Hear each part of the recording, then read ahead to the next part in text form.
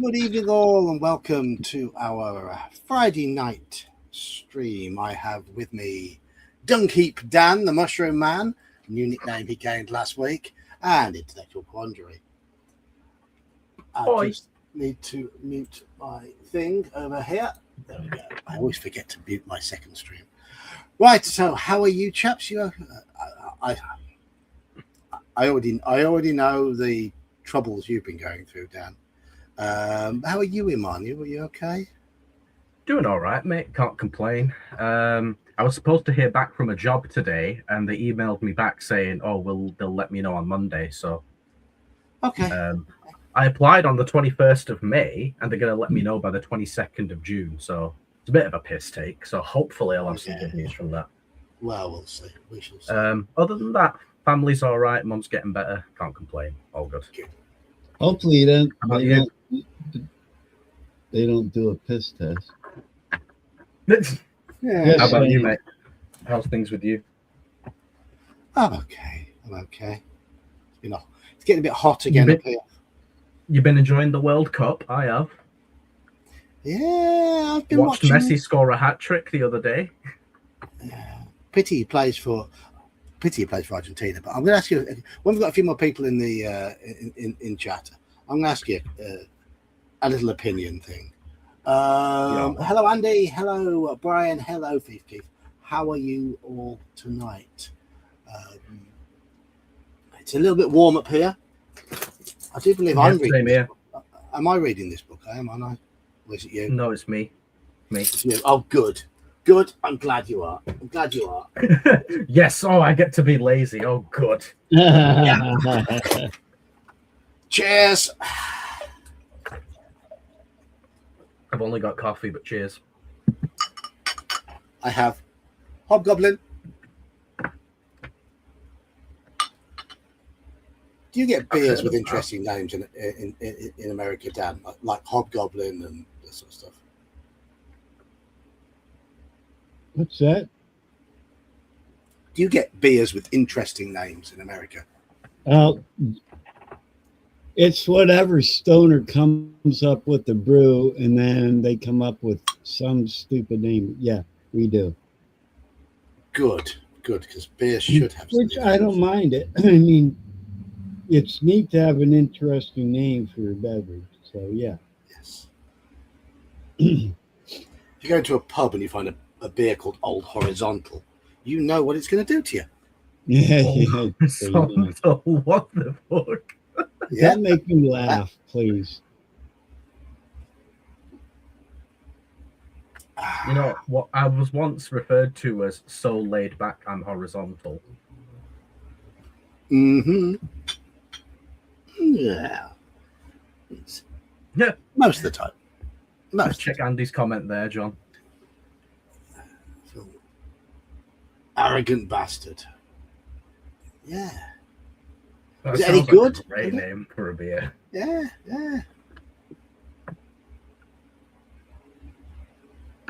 Slippery nipple and things like that.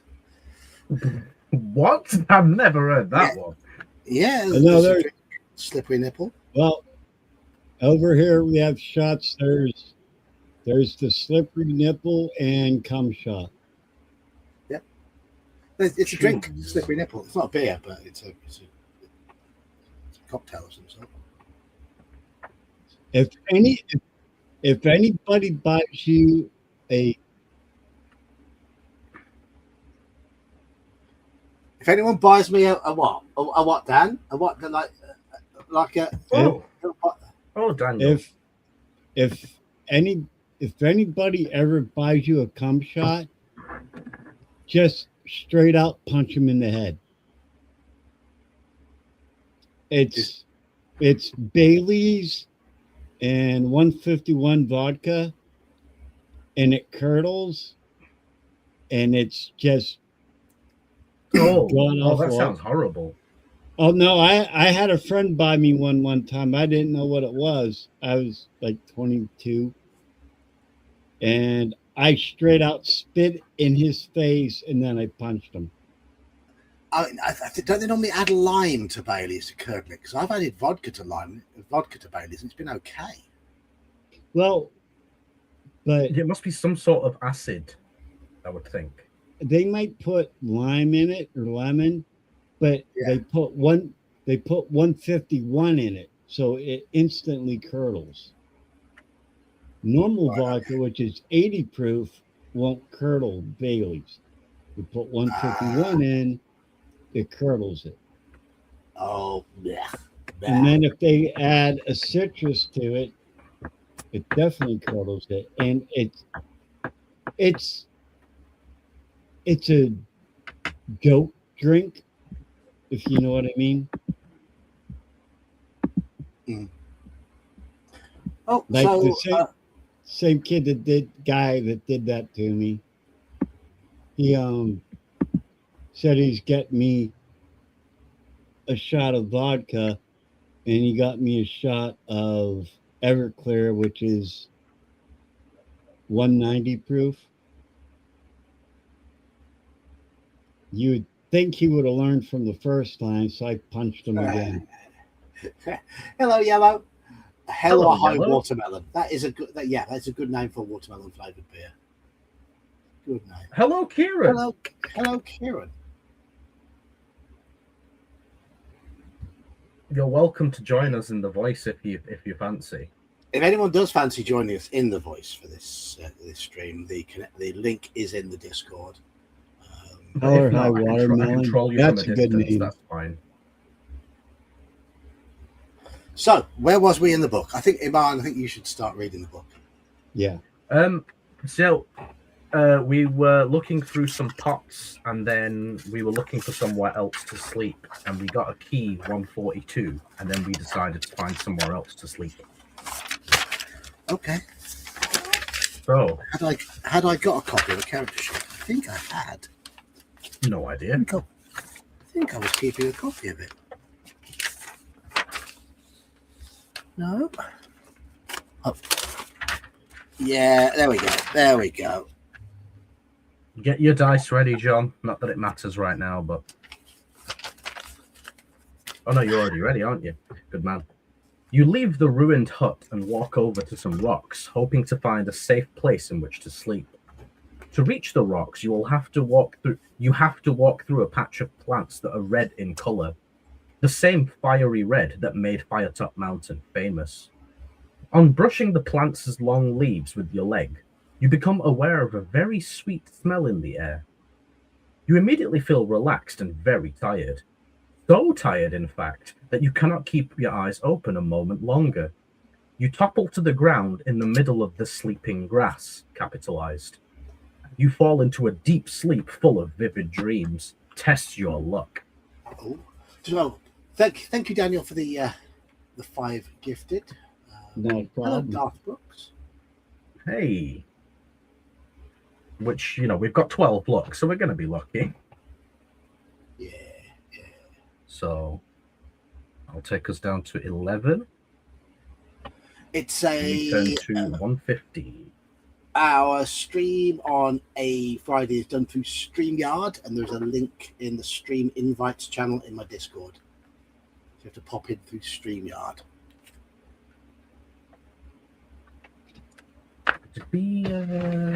No, It's a okay. website. You wake up the next morning feeling as though you have slept for 100 years. Regain 2 stamina points. Before your maximum. Yeah. Still yawning, you walk back to the path and continue southwards. Turn to 238. You feel like you've slept for 100 years. You have. You're dead. That's the end of the book. Oh, a lot of reading here. Okay. And some aardvark. A brisk 3-hour march brings you to the outskirts of Stonebridge. You walk into the village and are met by 2 dwarves. News travels fast in Alansia, but one of them says, "Welcome, stranger. We have been expecting you." Seeing your puzzled look, he continues, "A messenger bird brought us the news from Anvil, and we wish to help you so that you can meet Rastromo. It is your good fortune that you came to visit us, because Rastromo is not at his tower at present. He has gone to the town of Card, which is far to the west of Stonebridge, down the Red River. plague has broken out there, and he's gone to help. But we are not sure if this is of Zagor's doing. We have a fast sailing boat that can get you there in half a day. It is manned and ready to sail immediately. Come now, follow us. We have no time to lose. You follow the two dwarves through the village to the banks of the Red River, where a strange-looking sailing vessel is moored. Here we go. Okay. It's a sailing ship, yes. It is about 10 meters long and is narrow, but with canvased racks sticking out on both sides. A 5-meter pole pokes threateningly out of the bow, doubtless a ramming weapon. The mast is tall and curved, somewhat resembling an enlarged longbow. The massive sails flap noisily in the wind, waiting for someone to harness their power. 9 men stand in line before the boat, their faces brown and lined, as all seasoned sailors' faces are. The dwarf points to the men and says, "These men are good friends of the dwarfs of Stonebridge. They'll take you to Card." Pointing at the shortest man, who is standing at the head of the line, he continues, "This is Sack. He's in charge. The helmsman's name is Laurie. The others are Phil, Iyun, Stewie, Crook, Mac, Neil, and Adrew." You greet the crew and climb aboard. The vessel feels very unstable, being so narrow. It starts to rock from side to side.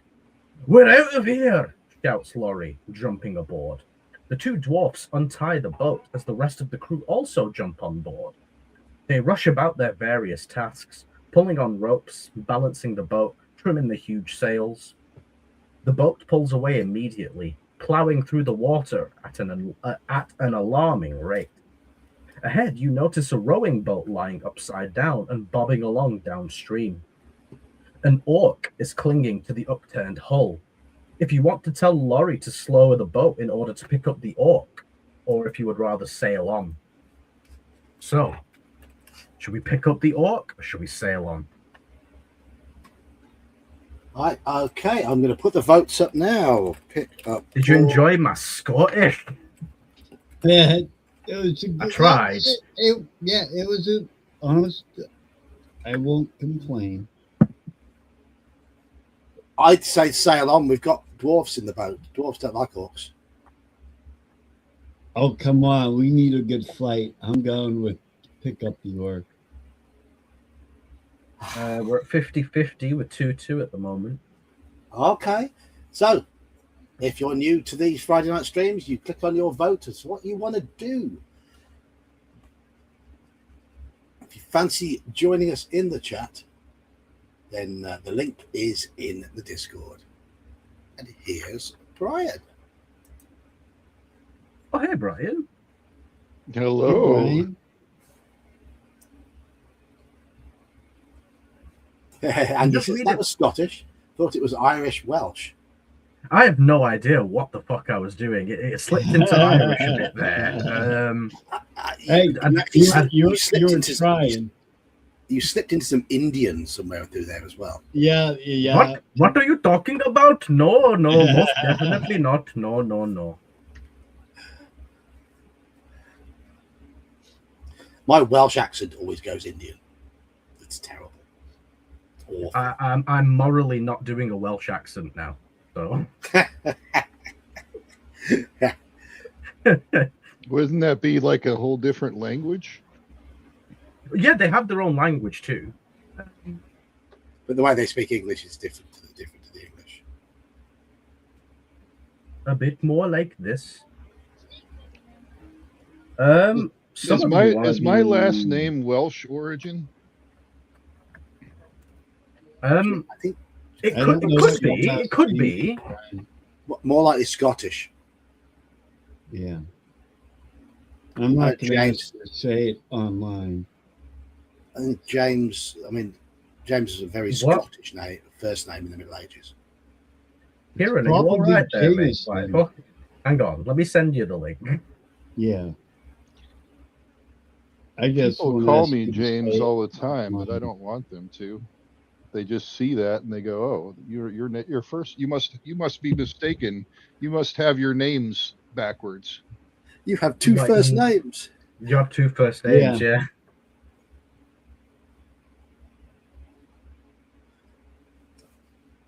Okay, I see 9 people in chat, and I see 6 votes. Get your votes No, I in. see 8 people. Get your votes in, lazy asses. Orc is winning at the moment. Boo! Boo, smelly orc. Don't let Kearney win. You know I want. Yep.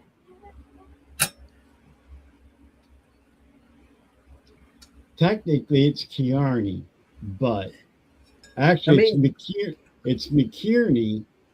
Then it got turned to Kearney, and then it got turned to Kearney. When you were in high school, did your mates refer to you by last name, John? Friends. Well, I mean, as like a nickname, if you get what I mean. Friends didn't. People I wasn't particularly friendly with did. Okay. Because it's my brother. Everyone knows him by our last name, Goreshi, and it's like people like will sometimes come up to me and say, "Oh, you Goreshi's little brother," and it's like I'm Goreshi too, you know, like. Yeah. Like, what the fuck you think you're disrespecting? And for you don't want to know what my nickname was. We'll come Hello, to that in a Kieran. moment. There we go. I have arrived. Popping his Friday night virginity, we have young Kieran with us. Always popping some. Yeah, I'm just. He's broken his rimming virginity, his racing virginity, and now his Friday night stream virginity. Friday night. It's been I'm an a bad interesting influence week on for John. Kieran, hasn't it? I'm a bad influence on this young man. Kieran, have you been violated? No comment. Kieran, blink twice if you need help. I can't. Yeah. Tap the screen 3 times. Okay. Well, think no one else has voted, so I guess we're picking up the orc. it looks like we are, yes. Ending poll. Let's see if he's friendly or not. John, is there a game tomorrow morning? Yes. Okay. Brian's game. Oh, fucking hell. Yeah, Daniel. Tomorrow. All right. Which Cool. bastard has written in this book? How And- dare they? Daniel, don't forget, get a good night's sleep. Wait, Dude. that's not writing. You weren't here for the pregame. I'll talk to you after the stream and update you on me. But other than that, yeah. I want to pick up Oh. the orc. I'm at the top now. I'm now in the middle. I've gained 2 ranks on the chart. Yeah. Yeah, I'm the lowest of the low. If I work harder, I can get to the top rung where IQ is. No, I don't know about that. I mean, I would say the positioning is arbitrary. I just happen to be reading also. The crew quickly bring down the sails, and the boat glides to a halt alongside the upturned rowing boat. Nadru throws a rope to the orc, but the orc turns and dives into the river. "Ambush!" cries Phil. Looking behind you, you see 2 orc war canoes that had been hidden beneath the branches of trees along the river coming towards you. A hail of arrows is loosed at your boat. Roll 1 die and reduce your crew by this number. We have 10. Roll 1 die, please, John. 5. Fuck, we lost 5 men.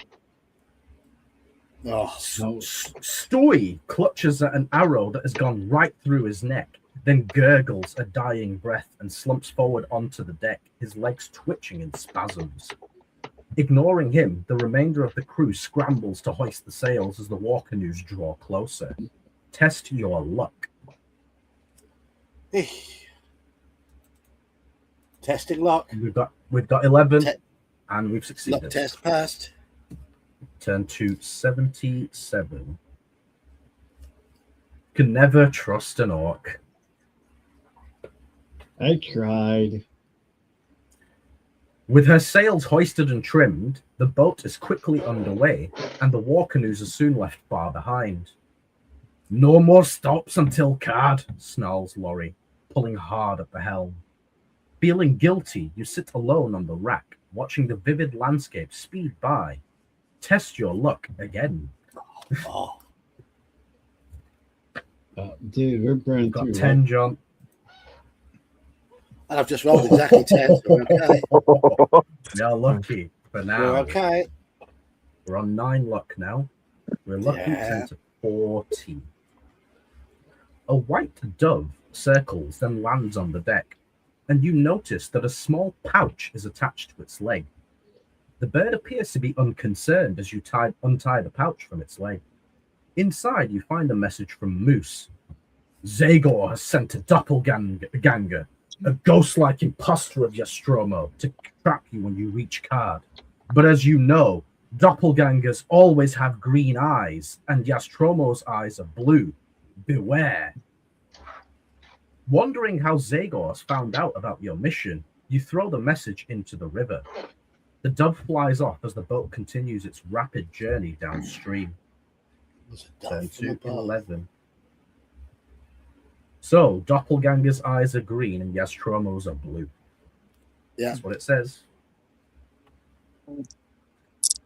As the morning wears on, dark clouds appear overhead and the wind quickly picks up. The unstable boat is caught by a sudden gust and tilts disconcertingly over to one side.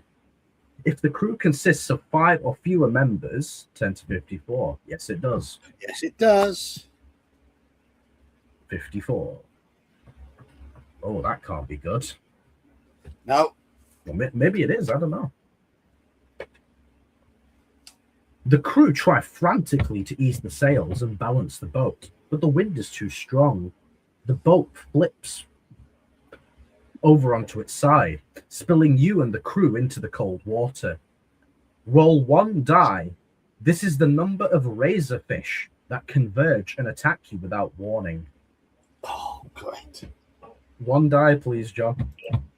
This may All be bad. because some of you felt sorry for a drowning orc. 1. 1 razorfish. Okay, that's good. If there are as many or more razorfish as there are crew, 10 to 101. Nope. If there are fewer razorfish than there are crew, 10 to 325. We may just about be lucky here. Yes. I should add razorfish to my game. Sounds good, doesn't it? Sleek and protected by thick silver scales, razorfish attack viciously by ripping at their victim. Oh, misspelled there. Thier. Aha. Oh, oops. Oops. By ripping at their victim's flesh with that one's correct, their rows of razor-sharp teeth. The river is soon red with the blood of the crew. The water stirs near you as one of the razorfish turns to attack you. The only There is one. only one. There is only one. Yeah, he's just brutalized the whole crew, apparently. Yeah. Ah, Razorfish. Sodding. Skill 7, stamina 8.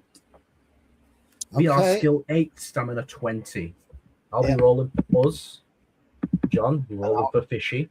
I'll be rolling for fishy. Go on then. Beta 12. Yes. You did, you bastard. That's 1 hit. 18 stamina. Fuck it. It's beta 12 again. Oh, fuck off. Yeah, the razorfish is beating us up. This not the razorfish is Hello, nibbling Henrik. the fuck out of us. Oh, he can't beat that. No. We've won That's that 1 hit. Go on, do that again. Do it again. 7. I mean, that makes it a 15. Yeah. That's not good enough. We've won that one. That's a hit. Yeah. Fuck off, fly. Beta 12 again. Oh. 14 stamina for us. Ah, yeah, we won that one. One more hit on this thing. That's a win for it. Fuck's sake. Yeah, well, the fish is doing well. We're on 12 stamina. Stop it, fish. Yeah. Right, That's that's a a tie. Stop it, fish. Yes, we win. It stopped it. Yes, fish is dead. If you win, turn to 89. No worries, wandering. Fucking hell, that fish was tough. Yeah. I morally claim it was on advantageous ground, so, that's why. Or lack of ground, as I really. You're like, yeah. Mhm. You swim up to the northern bank of the river and scramble up it, panting in exhaustion. You look back and see the boat drifting off downstream. Fuck off, fly. But no crew members are left alive, just the thrashing waters as more razorfish swim in to feed.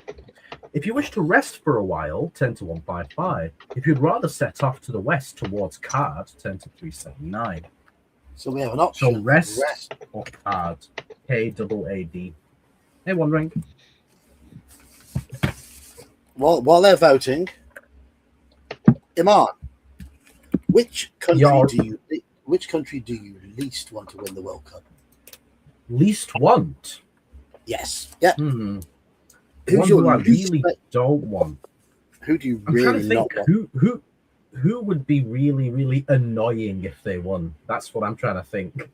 The French. There you go. I'll agree with that. I didn't want to say it, but yeah, I mean, maybe. I'm going to say Germany. I least want Germany to win the World Cup. Any Germans watching? Sorry. Who do I want to win the World Cup? England. Obviously. England. Who do I think will win the World Cup? I think Belgium, but that's my opinion. My three the three teams I'm supporting are England, Scotland, and Canada. I think Canada were very entertaining last night. The three teams I don't want to win are Germany, Argentina, and Portugal. Fair. What did you vote, by the way, John? Rest or Card? Rest. Rest. Yeah, most people saying rest. Rest it is. Let's turn to 155.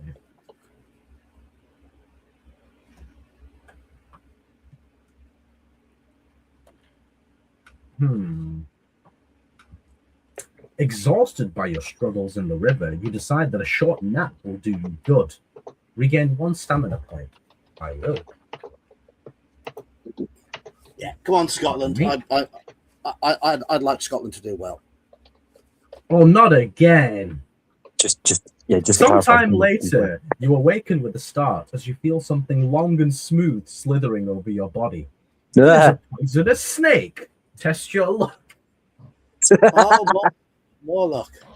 We're on 9 luck, John. That's a good bet, Faith Keith. Morocco look good.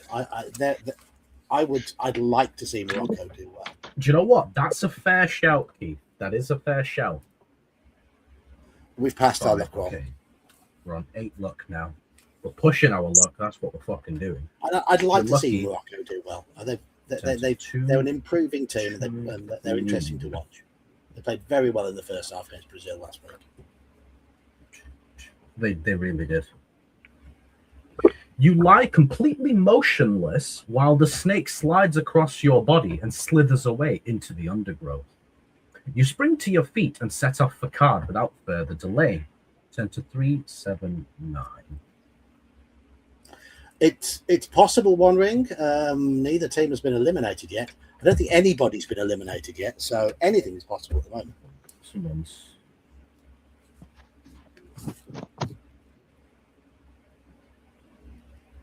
Um,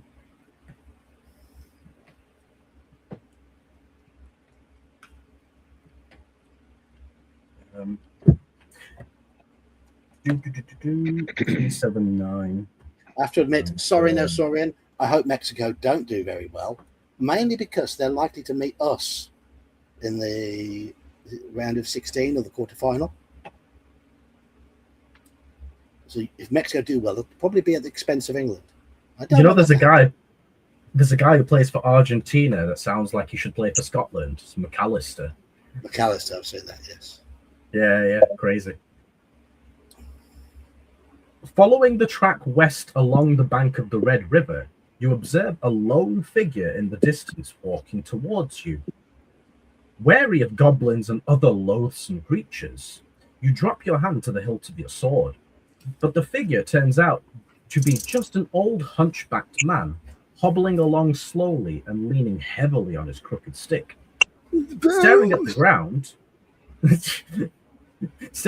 ground, he takes no notice of you until, drawing level with you, he suddenly turns his head towards you and says with surprising menace, "Give me a gold piece." I mean, I need a better voice. You little Give me a gold whippersnappers. piece. If you have a gold piece and want to give it to him, turn to 1, 2, 3. If you do not have a gold piece or do not wish to give him one, turn to 2, 4, 5. So we had 3, but do we give him one or not? Do we want to give him one? Is murdering him because he asked an option? I do feel like We've it lost should be. Dan. Oh, here's Dunkheap Dan. There he's back. Yeah, my abacus took a crap. Very good. Oh, let's give him one. He seems like a nice gentleman. Yeah, I say yes, because I'm feeling nice tonight. We've got games tomorrow. I'm a bit hot and sweaty at the moment. Are we playing Mercs tomorrow? Yeah, that's the plan. Great. I went back and watched the Gigadad stream and watched his winning attempt versus Genichiro. He smashed the fuck out of him. Oh, well done, Gigadad. But then afterwards he was like, so he beat me 500 times and I beat him once? That's not really fair. I think he probably wanted to beat him up a bit more, you know? Yeah. But then on the next boss, or mini boss rather, he beat him in the 4th try. I was like, fucking hell, what happened? What? He got good. We start at 8 p.m. UK time, which is Well, it's 3 p.m. East Coast and 12 p.m. West Coast, and then wherever you are in between. Yeah. Midday West Coast, 3 p.m. East Coast. Yeah. What did you vote? Sorry, John. Yeah, I'll give him a coin. Give him one. Yeah. You really want to? Iman, you said something about get good. Yeah, get good, Scrub. He's got good. G-U-D? Yes, G-U-D, yes. And git is spelled G-I-T. Get good. Good. Yeah. That is the Dark Souls nomenclature.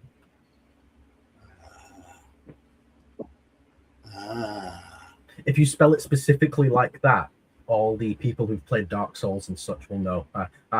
This guy gets it. You know. Good. It should be I spelled learned it Well, from younger people. Yep. We're at 4-3 at the moment, so Refuse could still take it, but at the moment, giving him a GP is winning. Yeah, the Merp game is just held in the Discord app. We don't stream it.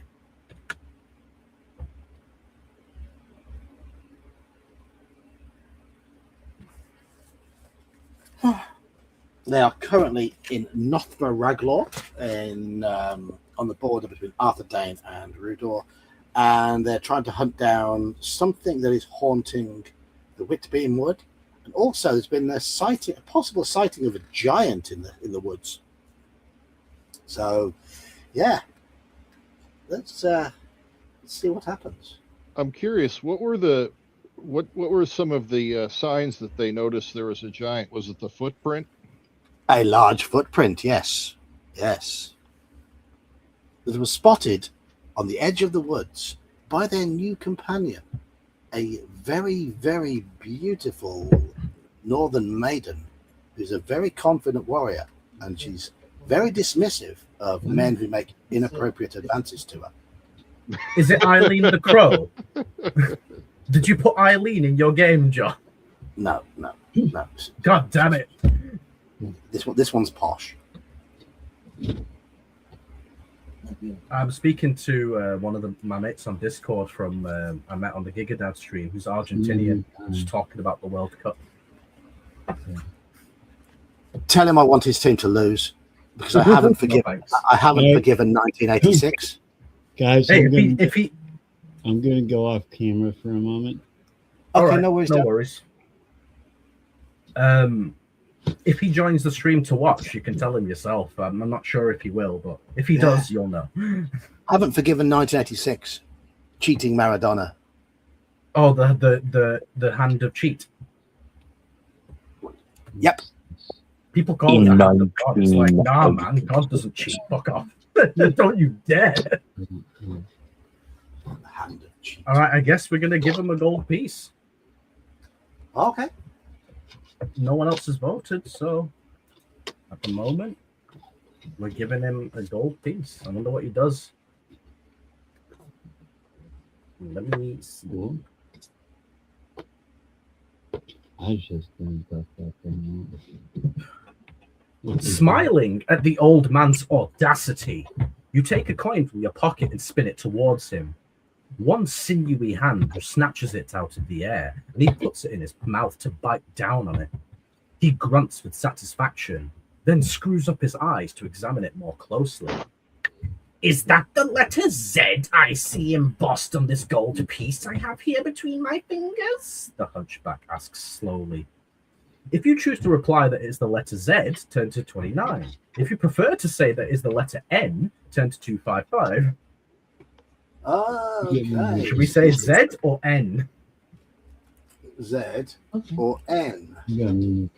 Probably the easiest poll you've ever put up, eh, John? Yeah. What would influence whether I picked one or the other? Well, we know that the gold pieces have Z written on them because that's what we were told when we found them. And Z, we believe, is short for Zagor, who is the bad guy who we're trying to hunt down.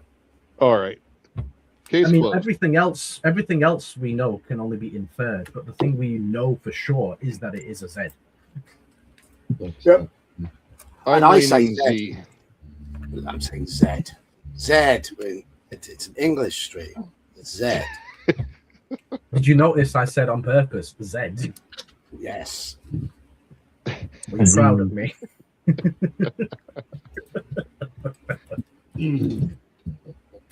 Right, everyone's telling him it's a Z. Good. You're all learning proper English. Good. Right. Zed Leplin. Z level. Z Leplin, yes. Yeah, there you go. Turn to 29. 16 gigabytes. Excuse the fucking what? SS or whatever that is. So, shouts the hunchback, you are in the employ of Zagor, are you? Well, any servant of Zagor is an enemy of mine. Before you have time to explain, the old man hits you across the back with his crooked stick. Yeah, This is no ordinary stick, however, but a withering stick. that's done right now. Oh, not again. The blow in itself is not too painful. Your back seems to bend and contract, quickly stiffening and locking in its new position, and you find yourself unable to stand up straight. Deduct 2 points from your skill. Oh. We're on 6 skill. Oh. It's going really well for us. But even at refurbished, that's still got it. John, could you mute Dan, please? Hey guys, Yeah. I just got my Father's Day gift. Oh, nice. Lovely. A new So computer? I will be replacing the Abacus. It's next about week. time. I got a new computer. Yes! I got a new computer. I think this calls for a shot of whiskey for those who still drink. Celebration time. Celebration time. Cheers, Dan. Some good news finally for you. Hang on. Cheers. I have some fortified potato water. Said. That. Don't let him leave yet. Make him set it up for you. Well, it'll be Monday evening. I can't believe I'm 6 Yes. still. Fuck's sake. What No, a that's brutal freaking bug, man. awesome. No more excuses, Dan. No more excuses. Then I know. Sorry, that's Alice in Chains. No excuses. Yeah. You draw your sword and shout at the old man to undo the damage he has done you.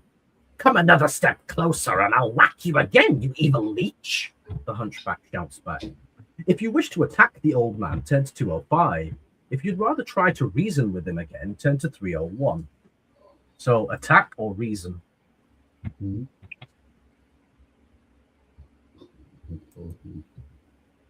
Well, we gave him gold. Then he smashed us over the top of the head. Hmm. Do you know what, One Ring? That's good, because I've been thinking all these years, what the hell could we replace the rhyme with? I wish I could. It's happening.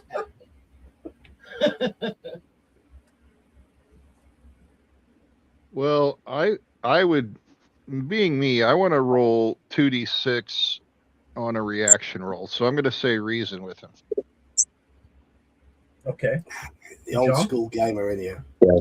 I'm gonna say reason with him as well. Because, yeah.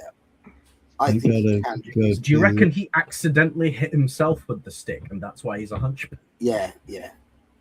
And if he turns the stick round and hits us with the other end, he'll turn us back again. Well, me being me, You want to fight him?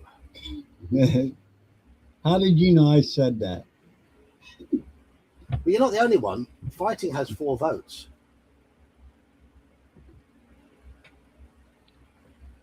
So we 11 now people in the chat. have So it looks like we've got 7 votes, 8 votes now.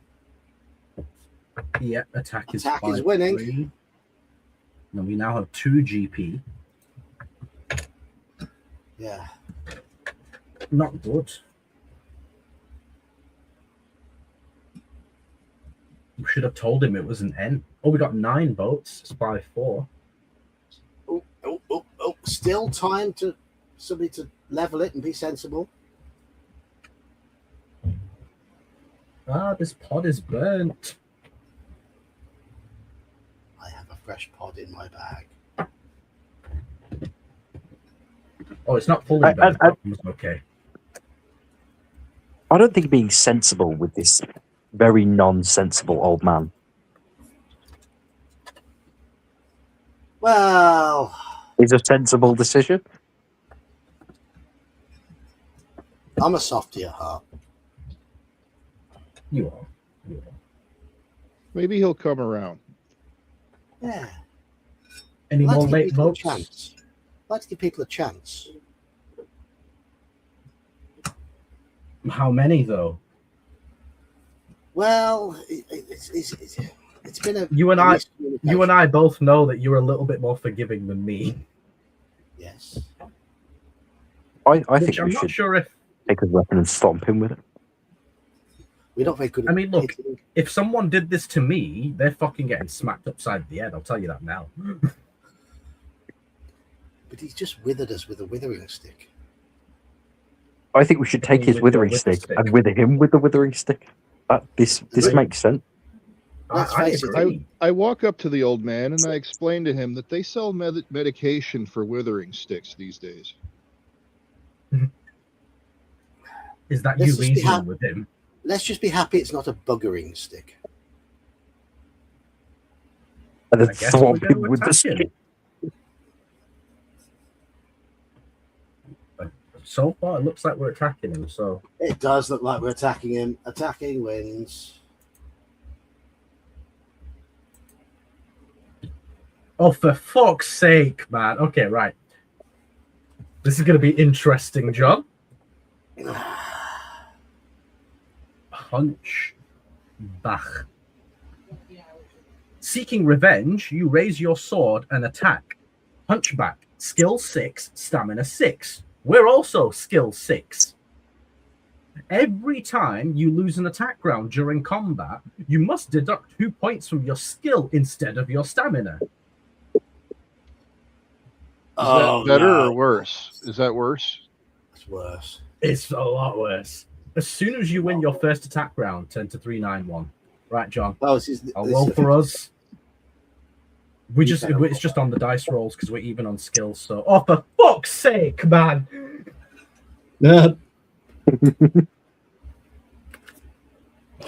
Right, we're on 4 skill. What the fuck is this? Right, we're at a -2 on this. Right, he needs a 5 or more.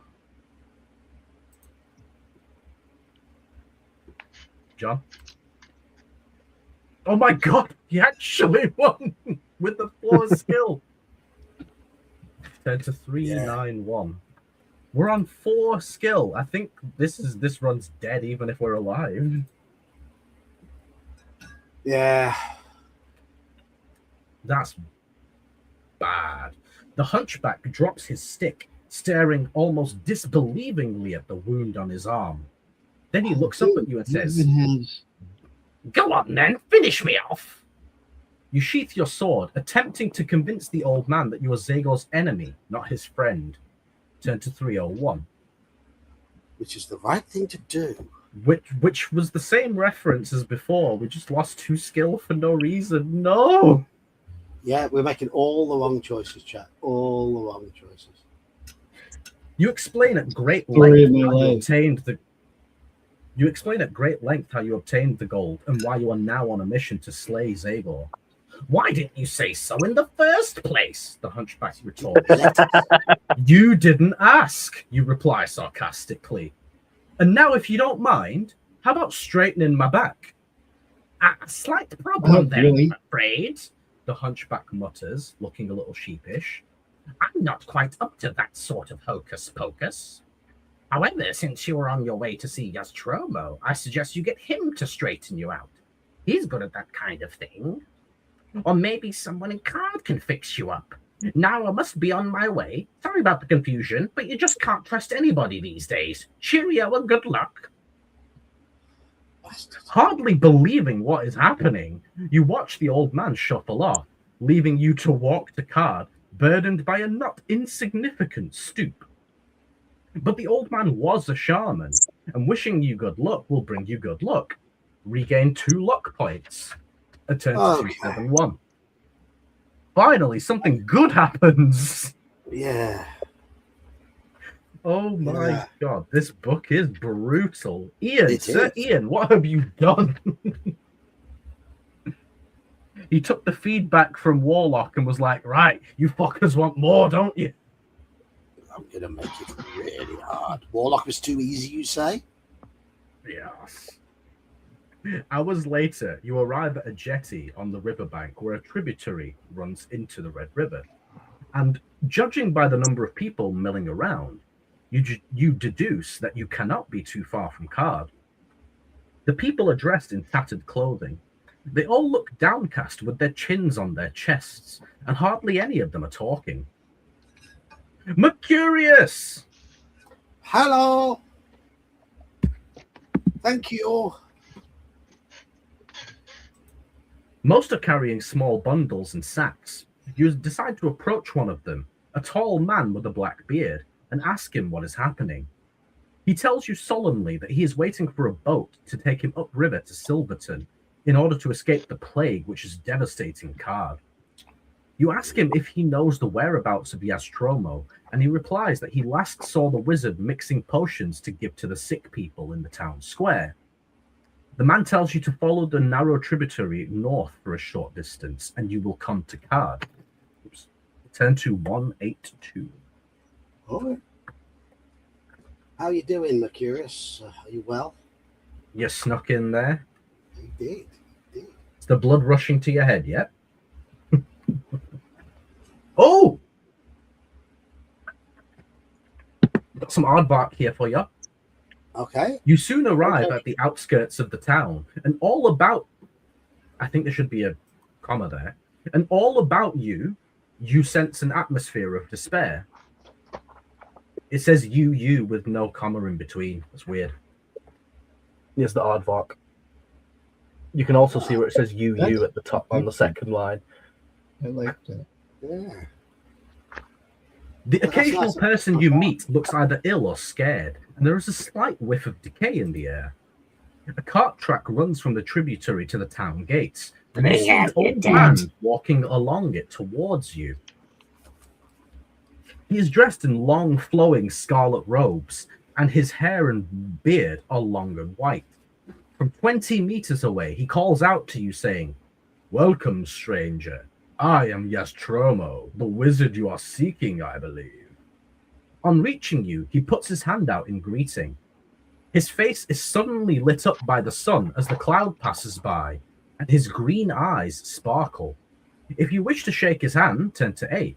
If you prefer not to shake his hand, turn to 159. Okay. Who was paying attention? I know my Scottish, I was Irish, from Welsh that- from accent that was a bit computer, distracting. I Yeah, I know like my that. Scottish, Irish, Welsh accent was distracting, but who was paying attention? Don't shake hands. I'm not shaking hands. No. Okay. Trust is broken. No. Don't shake hands. I voted for don't. That fucking old man who made us a hunchback. What a dickhead, man, honestly. Yeah.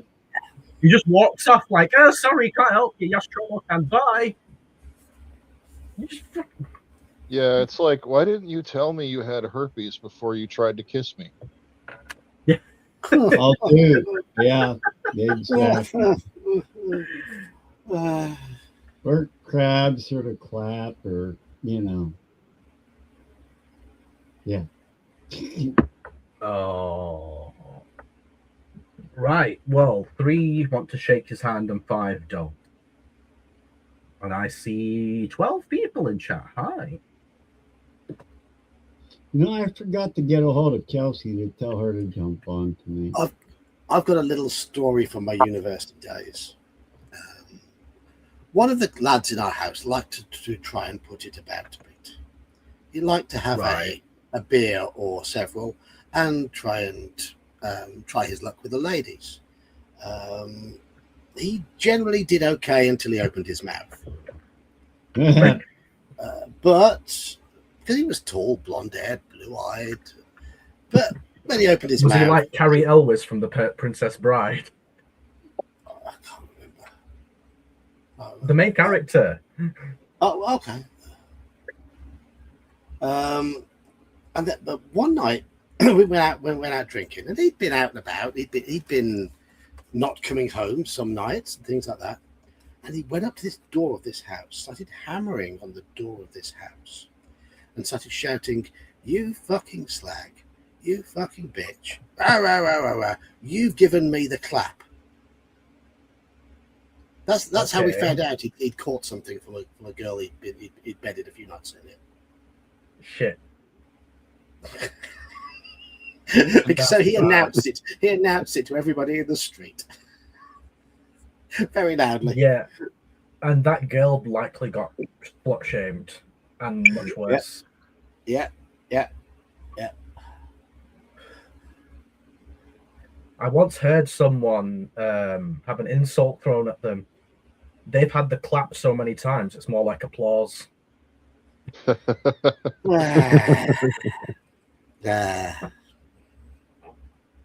Right, we're not shaking his hand. Smart people. Turn to 159. Those of you who are paying attention. Some Have people one. won't have been there when you Oh, read that. 7-3. 7-3. No, Mercurius, I have not. But I know someone who did. Yes. Same. You sense danger. Something is not as it should be. The old man is being too friendly. Not the way grumpy old Yastromo behaves at all. I wanted to say slan then. Grumpy old slan As soon is as fun. I see grumpy old, it's usually followed by slan. Yeah. Suddenly, you have it. His eyes are green, whereas Yastromo's eyes are blue. The imposter in front of you must be a doppelganger, a ghost-like assassin sent to slay you. You must pierce its ethereal heart with your sword before its flesh touches yours, or you will be doomed to immaterial existence in a twilight world. To resolve this combat, roll dice as normal, but do not deduct stamina points. The winner of an attack round rolls both dice again. If the double is rolled, then either the doppelganger's heart is pierced or it touches your flesh, depending on who won the round. Oh, fuck's sake. Oh, this is not good. Doppelganger, skill 9, stamina 0. Here's where we die. Okay. We're at skill 4. We're at a 5 deficit to it. Yeah. Roll a 12, roll a 12, roll a 12. Oh, we're fucked. Oh, we're so fucked. Okay, let's roll see if I again. roll it up. We're not losing any stamina. That's not a double. No double. Okay. Well, if we die to a doppelganger, he will keep us immortalized by imitating us after our death. I got a 10. He needs a less than a... Correct, okay. right? Well, he won. And there's no double. Not a double? Okay. 6. He can't lose that, can he? Fuck. Oh, we're dead. Oh, it touches your flesh and we're dead. Oh, fuck. We die. Well, that was fun. Only an hour. We lasted an hour in this stream. Well, there was an hour in the last stream as well. Yeah, that's true. If you win, yeah, no. No. We're on 4 stamina. I mean, that hunchback fucked us. And then we're getting pretty good at dying. First time we've died in this book. yeah, we got pretty far into it, to be fair. Would you say we're on par right now? Yeah. Just so you guys know, Kelsey says hi, and Hi, Kelsey. she'll try and play next week. She's just hanging out with friends right now. Hi, Kelsey. Has her fiance got a new car? We have read through. No, not yet.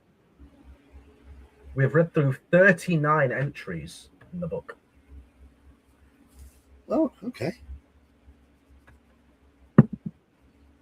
Right. What do you suggest? Do you want to start again, roll up again, or do you want to do something else? Or do you want to? I say we. I mean, we normally play a book twice. So, if we start again, we need to roll up a new character. We can chat shit for a bit and pick it up next week if you prefer. Well, what time is it? Well, we've been going for an hour, so got another hour left. I'm thinking roll up a new character and then just bullshit. That way we're good to go next time with the character. That's true. That's a good shout. Okay. You want to roll us some new stats, John? Okay. My all-time favorite. Yes! Yes! Did you get double 6? We got 12 skill. Let's not lose it now, please. Yeah, exactly. Does anybody remember that spectacular death we had a few years ago with the highway warrior? Oh yeah, when we jumped the canyon, we jumped the bridge or the canyon or something like that. We jumped the bridge. Yeah, and there was a chance we could make it and a chance we couldn't, or something. I can't remember exactly how it went, but it was great anticipation because we were describing how we're accelerating towards it, and then we hit the jump. Mm-hmm. It was glorious. And then we played the book again and died in exactly the same way again. Yeah. I wasn't there the second one. A few times. Did you do luck, John? I think we did that 3 times when we tried that. 10. I mean, okay, so first time we got 10 skill, 12 luck, and 20 stamina.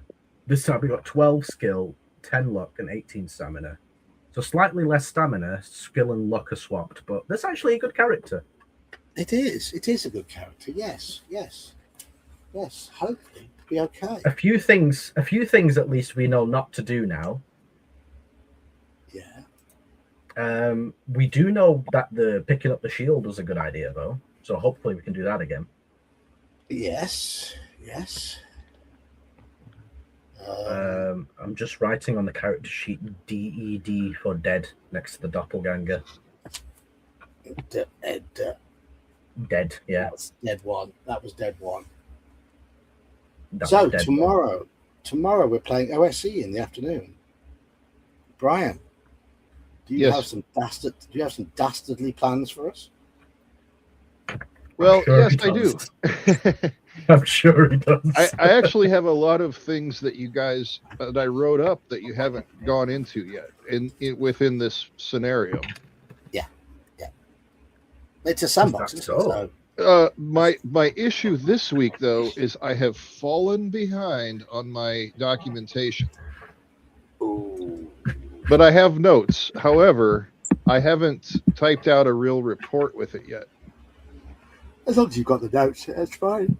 And I'm going to have to reach to you guys to see which parts I got wrong. Okay. Okay.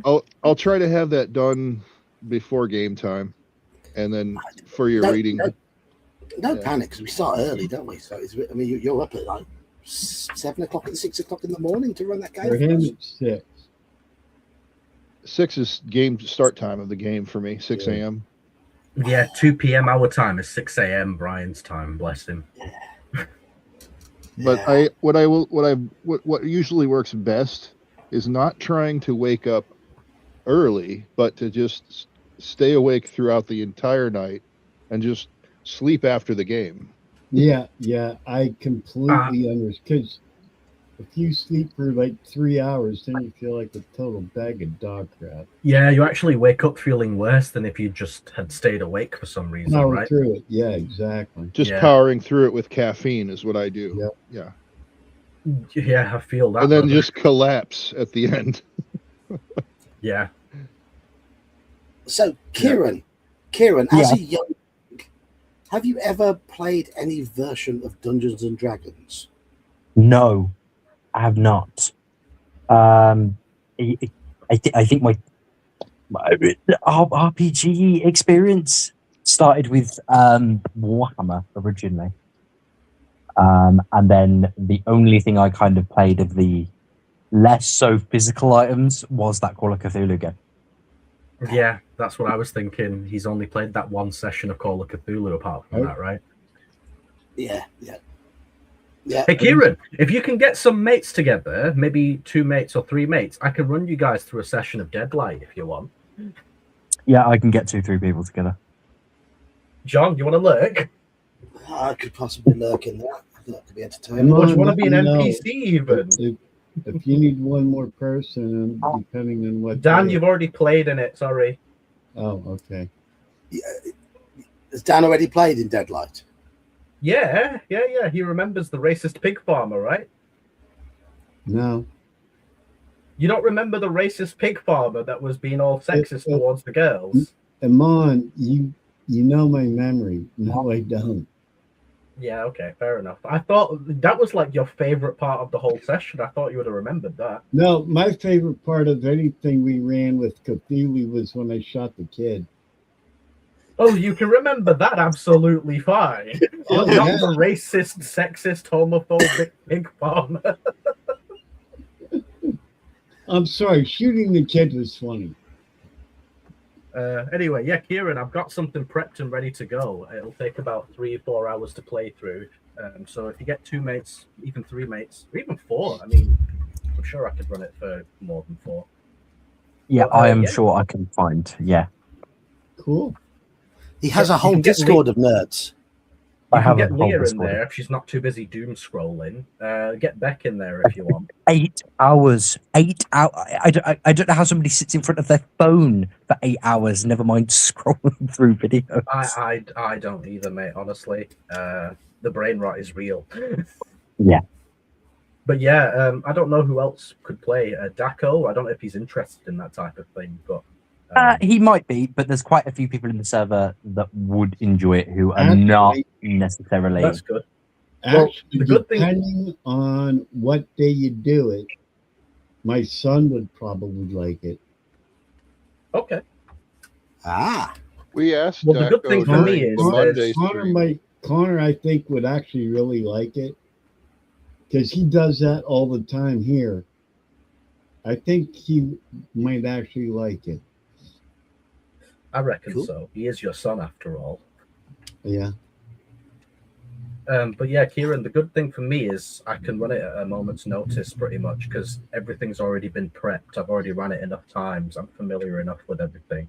All I need to do is give you guys the character sheets and run you through the rules. That's it. What is it? Is it the Call of Cthulhu campaign, or is it? Yeah. It's Yeah. just a one-shot scenario. It takes about 3 or 4 hours. Yeah, sick. Yeah, not Brian. Connor would love that. So I can speak to you at some point, even after the stream or over the next few days. We can sort something out. It's not a problem. I'm always looking for more victims, players. Yeah, okay. So, isn't that right, John? Yes. Now you're reminding me of what's his name? I'm sorry. Saxius. Yeah, exactly. Well, Saxius and I are friends, Yeah, I know exactly. You're taking lessons from him. I take lessons from John, from Bear, from Saxius, from I was gonna Andy, say- from you, from Brian. I take lessons from everyone, mate. Oh no, that's Especially being relatively new to the hobby still. I mean, 3.5 years isn't nothing, but compared to 20, 30 years, even 40, it's nothing. So I try and take whatever I can from whoever I can, 40. provided it makes enough sense, We're talking 47 here. Yeah. So 3.5 years ain't shit on that, So obviously I Yeah. need to take what I can get. So if you guys give me advice on how to, prepare or run, or if you just do this rule change or whatever the fuck it might be, just different So, perspectives are always helpful. for Who's the someone who biggest doesn't really have one. computer nerd here? Out of all of us, probably Brian. Yeah, I'd say so. Right, Brian, I have a Dell Mhm, Optiplex 7050. mhm. How good is that? You have a laptop? The only thing I've been looking at No, lately it's are not a laptop. It's The actual- Optiplex is all right. It's a decent computer in itself. okay. Oh, never mind. I guess the answer is Kieran. Kieran, you have to understand where he's at now to know where he's going to go to with this thing. He had absolutely nothing. Yeah, I got garbage. My cell phone is better than my computer. What is it? I- A 70. 7050. 7050. Optiplex. Dell. He had his current machine, the old one, 4 gig of RAM, right? Always having resource problems on his computer. Yeah, Everything is completely crawling on his Windows machine. Doc. Manfred had tried to help me several times to get it to Hey, run. Doc. Any Manfred small upgrade to Dan's system is like a light years better than what. It's kind of relatively dependent on what you want to do with it, to whether I can answer that question. He Okay, wanted to what be I able to wanna do switch with off. it- What I want to do with it He needs it is for Roll20, Discord, character sheet, and that's about it. no Pornhub and Facebook. So live streaming. Just saying. I mean, I appreciate his honesty and his candor, Yeah. No, Kieran, a little background. I have spent nights with Dan one-on-one over the call trying to troubleshoot his system with him. And I managed to gather that he has a really old system that frankly is using all of his available memory all the time. Yeah, it's about 9 years old. What version of Windows is it running? Probably Windows 95, Probably. Windows 87. I don't know. Honestly, I don't. I don't update it because I'm afraid of updates. Because I'm an old man and I live in the Stone Age, and I'm afraid of updates. Do you know? Do you know? What? I wonder who that sounds like. Off, off. Yeah, I don't do change me. exactly. Don't John do knows how I feel. Anybody know where I can find a decent video card replacement so I can get back to GTA Online Enhanced, because everything is too damn expensive on Amazon. What video card have you got? Well, I had my 3060 GeForce died, Right. and I'm looking for a replacement now, but I can live with only 8 gig of GPU memory. I had 12. The 8 would be, I'd settle for 8, but the I- prices are crazy. I would say talk to Manfred. He's really good at that kind of stuff. No, I've been talking to everybody I know on all the Discords Yeah. that I visit. This is not the first time I've talked about this with people. And we're all looking at the prices and going, well, maybe next year would be better. Why specifically 8 GB? That's recommended for that particular game, and that's the one I want to play that demands the most resources out of my machine. The recommended minimum specs type of thing. Minimum I mean- is, they say, is a 4 gig for your video, and the recommended I see is 8. I mean, you can get a replacement 3060 for about £300. Well, I guess it's about $400. Is that? I guess that's too much. It is. I feel like I have, so I've drawn a line of how much I'm going to spend. Right. All right, I'm keeping it well under 300, Okay. Okay. and that line puts everything I want on the wrong side of that line. If you're willing to settle for something like 8 GB, you might be better getting something older and something that was more reliable, something like a 1080. It's older. I'm running a 960, and I can. It's got like 4. I think it's now 6 GB of VRAM, and that will run that game fine. Yeah. John, are we still in the live stream? Yes, we are. You can All get a 3050 for about $250. The other piece here is that I'm on a strict budget because I no longer have a job. Yeah, I know that Yeah. sucks. So I'm almost tempted to just wait until next year. Well, that's why I was asking if we were still in the live stream, because I know. Are the Radeon cards generally cheaper than the Nvidia ones? You can be, yeah, because the video kind of comes up as more of a premium brand, as they want to call themselves. But yeah, the Radeon ones can be. They tend to be better as well, especially for longevity. I don't think I've ever heard of an AMD graphics card dying randomly before the rest of the computer. I'm just trying to think of old Radeon cards. See, I'm totally lost when you guys start talking about this stuff. You want to I start know. firearms, I'm good. But I do know a guy that Brian I might be able to hook you up with, that he might be able to help you out with the part you need. So It's we can okay. talk about that as well. It's okay. I've accepted my fate. I mean, I don't know whether you accept a used one. I've got, I can see secondhand Radeon 5500s with 8 gig of video RAM going for £105, which is about $140. Mm-hmm. That's not bad. It's not a bad card either. But that's What did you say? obviously- Was that 550? Now, there's one other thing I failed to mention in all of this that's preventing me from buying one, is that I have a laptop that'll handle the game. Oh, But- right, okay.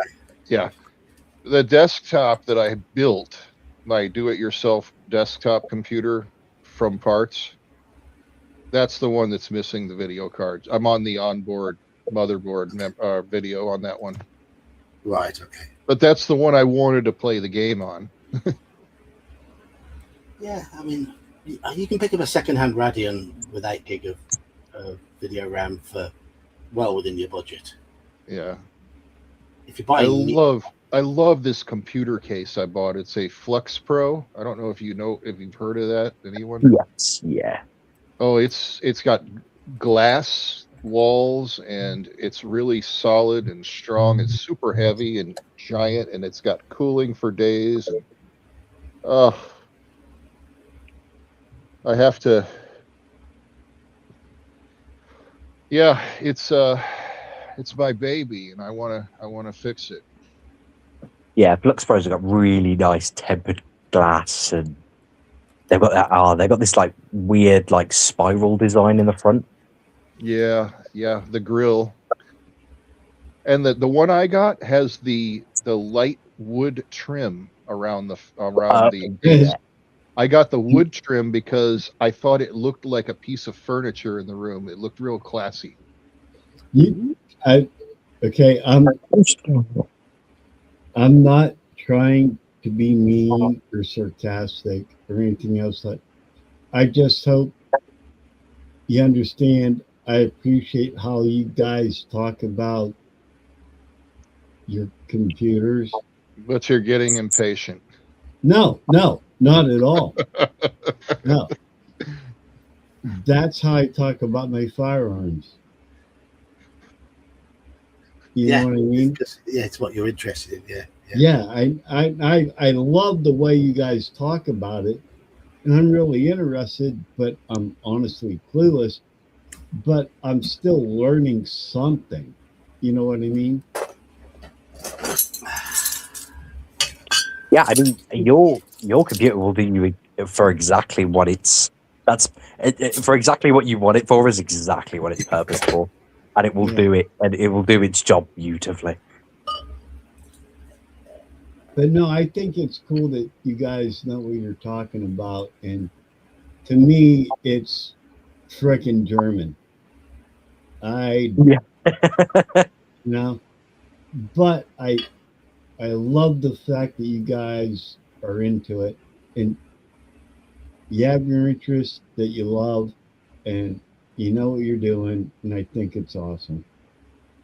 I'm not like me. I could go on about firearms forever, and some of you might not have a clue what I'm talking about, and I'm thinking I'm talking to, why don't you know what I'm talking about? Same way, that anyhow. But no, that's cool that you got that new computer. And the fact that it looks so cool, fluted. And I can send you I can send a photo of that case over to the Discord. But no, I think that's really neat. It's the white one with the light wood trim on the front. Oh, dude, that looks so cool. The problem with that, you have to dust it and clean it. My computer has so much dust on it, it's stupid. In fact, why don't I just snap a picture and put it in Discord? But yeah, you get a computer, you get something that looks that good, you gotta do upkeep on it. Daryl knows computers and guns, so he appreciates everything. It looks like he also knows dogs. Hey, Daryl, if you could explain computers in terms of guns, maybe he'll understand. There you go. Yeah. Like, describe the graphics cards as, like, different calibers or some shit. Like, I don't know. Yeah. No. Okay, Amon, you're correct. You could go off of that. I'll admit that. Getting a computer to work is like tapping the cocking handle to make sure it works properly over and over again until it does something. Now you got to help me about what a cocking handle is. I'm not sure. He's meaning pulling back the hammer and dry firing it. You don't okay. You pull I'm back sorry, the hammer. I'm sorry, I misunderstood you, Kieran. I got it now. But Oh, that's Daryl. Oh, that's a what I man of think what culture. he means. The only knowledge of weapons that I have is of the British service, the standard British service weapon. I don't know. I don't know anything about any other firearm, but I can talk Okay, all day about the SA-80. okay. I only have 75, and I worked in gun stores for 20 years, so I'm kind of an amateur. Sorry, did you say you only have 75 firearms? Correct. Yes. I'm looking at yeah. I I have love how you said it. I have one right here. There's 3 in the kitchen. I'm looking at. I don't. I have 1, 2, 3, 4, 5, 10, 11, 12 handguns in front of me. 2 in my bedroom, both loaded. 1 in the kitchen loaded, and then I have 1, 2, He's usually got a load. 3, 4 gun cabinets and 1 gun safe, and I'm still. And if you can see my chair behind me, That's why I've zoomed in on you, because the chair behind. There we are. there you go.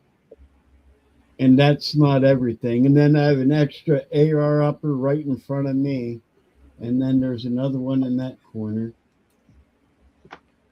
And then there's the gun rack in the bedroom. And then there's a loaded handgun in the vehicle. Loaded handguns everywhere. Loads of rifles. 75 weapons in total. However, if you're caught with a blank round here, Yeah, exactly. doesn't even happen to be real. Yeah. Hey Dan, have you ever watched those YouTubes of British people visiting America and then going to the Bass Pro Shop and seeing all those firearms on the wall? Yeah, and then they're like, what the hell? Yeah. They all freak out when they see that store. Yeah, I know. I'm sorry. I live a lot of you, like John, Amon, anybody else. I know I live in a different society, and where I live, like Manfred knows where I'm from, so he understands why I am the way I am. My thing is, I can't understand, like, there's a crossover. You guys can't understand how I live with the Farm Society. And I'm like, I can't imagine being the way you guys are. And I'm not It's like trying to understand the difference between us not having firearms. Like you don't understand how we don't have firearms. Like we don't understand Yeah, how I'm you've not got so being, many. I'm not being insulting to you guys at all. I consider all you guys friends. I truly do. No offense taken here. But I'm like, I have 1, 2, 3. I have like 6 loaded handguns in my house. Both of my children know where they are all at, and I'm not worried about it because they're trained. But some of the people we play with, for them to even own a firearm is so prohibitive, and for them to jump through all the hoops, they can't even have a handgun, let alone a long gun, or train their children to defend themselves. You know what I mean? The big difference in societies is over here, we don't feel any need for any of that. We're not, it's not considered to be the norm.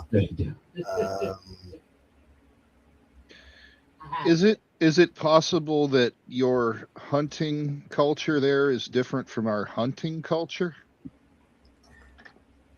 We You mean don't like the sport type rifles, not the criminal rifles.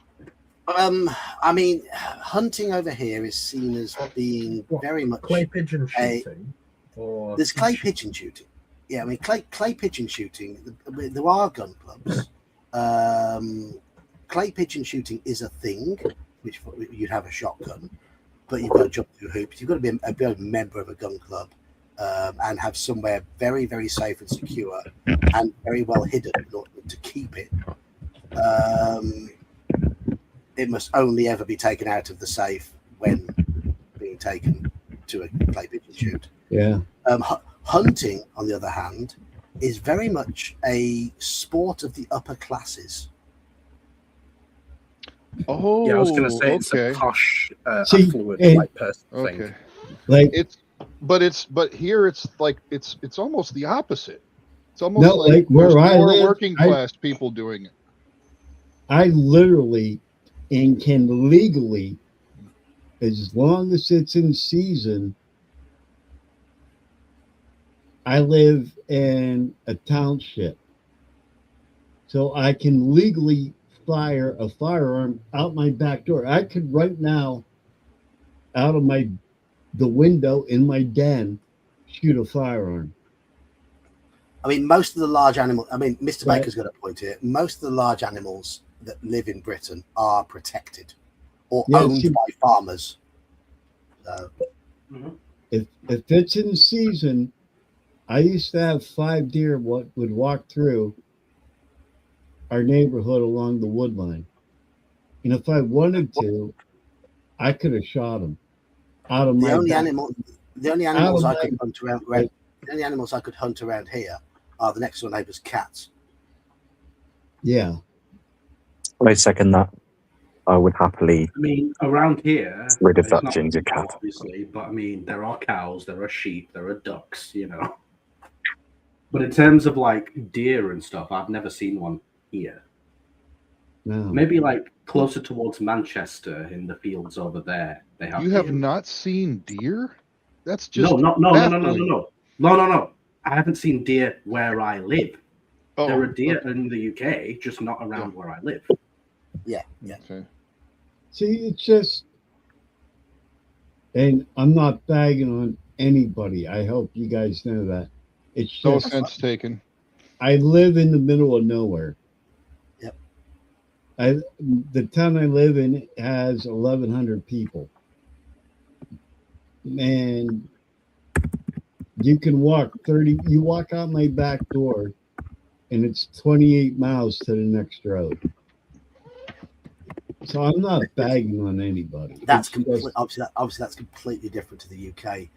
I mean, to be like that, you'd have to be in the Highlands of Scotland, where there probably are more guns because there's a lot of farmers, and farmers will have guns to shoot. Yeah, the Scottish, the Irish, the Welsh, they tend to have more farmers and more shotguns. Yes, there will be shotguns most likely, and they'll be for And hunting things like rabbits. I'm not trying to be insulting to anybody. It's just a cultural difference. It is. It is very much so. The issue is with a lot of gun owners is that just owning a gun automatically makes you more likely to die from homicide. That's Not where I live. That's the perception here in the UK. Yes, exactly. And the likelihood is most people who get killed with guns, you know, they're not always killed by other people's guns. They're killed because someone steals their gun. It's self-induced or race on race. Flat out. Yeah. It's either race But here on in the race UK, if or I get into a self-induced. fight with someone, I don't have a gun. So if they don't have a gun, they're not going to steal mine, are they? Because I don't have one. No, But in they're the US, if I don't have a gun and you do, I could steal it from you. And then what are you going to do? Yeah, but then you can have we generally see it as weapons escalate violence rather than prevent it, which is why we're so few people in the UK will carry a weapon of any sort. I wouldn't be so specific to Muslims there, Daryl. I mean, there are people like that of every single walk of life. Don't you dare single us out. FYI, I just posted 3 pics of my desktop computer setup. You can see my laptop in the background too. It's sitting on a stand. And I got a little KVM underneath. I switch between machines, and I've got a little Netgear hub plugging in Ethernet cables into it. It's on Discord. Yeah. Right. I prefer the split keyboard for ergonomic reasons for my hands. Yeah.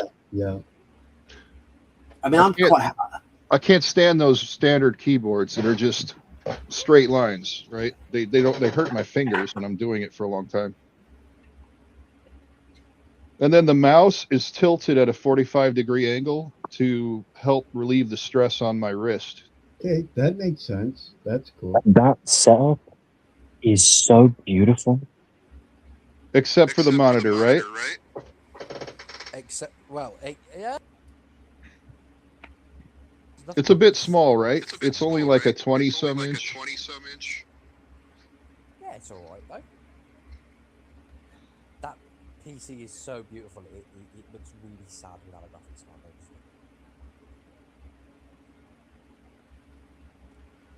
I'm going to make a comment on the whole. I know Iman probably doesn't want to sort of dwell on this particular topic. I'm going to make a comment on what Daryl says about the rape gangs thing. I already did. So I commented on it. That's all right. That's all right. But we do have a situation in this where. Hold on, I'm feeding back from somebody. Yeah, you're echoing. Who? Maybe it's me. Oh, it's Dan. Who's echoey? It might be me. Hold on. We do, and it's to describe them as Muslim rape gangs is wrong. However, there are some gangs have been broken up, and they are typically from a particular part of a particular country. It's not the whole of that country. It's a particular part, a particular ethnicity from a particular part of that country. And that isn't, they don't go into detail on that. It's generalized, and thus Muslims as a whole get blamed. But it's the fact that it's incidental that they're predominantly Muslim. It's more that they're from a particular part of a particular country where there is a certain culture. Yeah. And it's those details aren't included, unfortunately. So. Now, John, I agree with you, and it's I'm trying to be politically correct. Like, no, but now also here in the U.S., they have like core members in those gangs of different ages, different ethnicities. Yeah. Age has a thing to do with it also. It does. Yeah. Teenagers, early 20s, they're total assholes. You get into people our age, we're polite. We try to help each other out, understand each other. The men who've been caught in these gangs, you'd probably put as being more middle-aged and probably quite conservative in their beliefs. Correct. The little C, conservative. Well, that you got an old lady to deal with, and you have to, worry about getting hit with a skillet when you get done if you say something wrong. Again, it's the minority that taint the reputation of the majority, and that is the big problem. There's that 5% that screw it up for everybody else. I think that you could say that, John, that particular take on it. I think that take could be transferred to many Western countries. Yeah, it could. Yeah. Of course it could. Like there's always some segment that feels a certain way and gasses themselves up to feel a certain way. Yeah. Brian, I totally agree with you on that. And it doesn't help that we have media and politicians fanning the flames, right? Oh, exactly. No, of course it doesn't. Of course it doesn't. Thank you. I mean, I'm not saying one side or the other. I'm saying they No, all it doesn't end matter flames what it in one doesn't direction matter or the what other, side right? or what group. There's They always they somebody. don't want resolution, because if there's a resolution, then we can't have a ladder within the chaos to move If, up, as they say on Game of Thrones, right? if there's a resolution, they're not popular anymore. Wait. We've got to be really careful of us British people, because Keir Starmer will come for us for making comments online. Oh, let us do the talking then. You'll be safe if we do the talking for you. No. Anyway, probably best we end this particular. Yeah. Yeah. So back to the game. It's a topic that's stirring up Britain, unfortunately. But anyhow, I Brian, after the I didn't hear stream- anything you said. Oh, you didn't? Decided to cut out at the worst time. So everything you've said in the past however many minutes, I have no idea what you said. Oh, fair enough. Fair enough. It was nothing important, really. We were just talking babbling. about stoners and Islam. I know what the topic And was. Keir but, Starmer. I'm joking, just so you know. I only said that because I think you're a Iman, we took a U-turn and stopped talking about it because we got concerned about Keir Starmer listening to what we're doing. friend. that fucking Oh my god. Hey, and yeah, that was a good life, man. We'll miss you while you're locked up in jail for the next 30 years, mate. I heard a rumor that they wanted to have Americans who transgress English laws be extradited to England for punishment.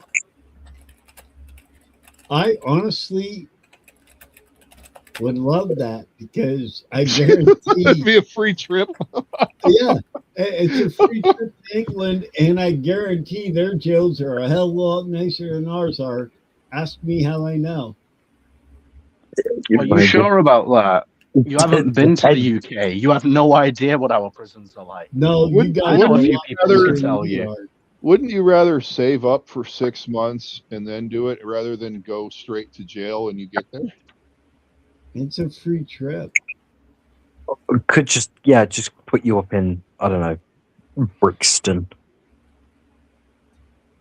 Yeah, do they have a hostel that he could stay in, for low cost? I think I'd rather be in a prison than being in a hostel. We haven't Yeah. got enough housing for our own people, let alone a Daniel arriving. Yeah, they'd probably kick me out. Daniel arrives on a raft. What do you do? Don't worry, it'll be all right. If you want to rent when you come over here, it'll cost you roughly about 10 grand a day. If you're in London, about 15. Yeah. 15 They a day won't doesn't let me seem in. bad. Yeah, well, I just won't let it. They won't let me in, I guarantee it.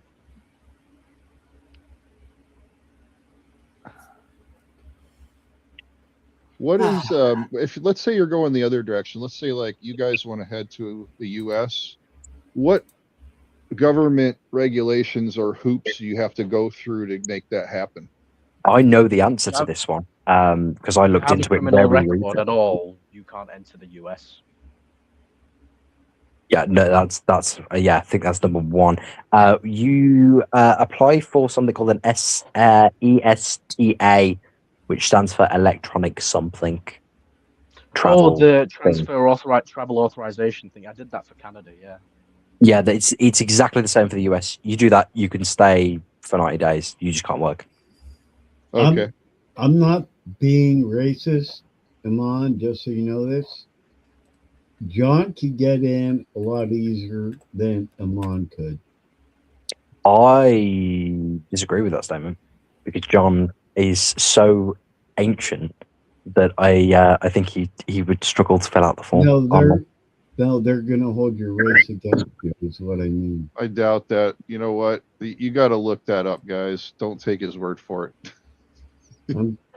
Nah, I They're think Kieran was assholes. right. I'm crap at filling. they're assholes at the airport. They what's the word they call it? They profile so bad.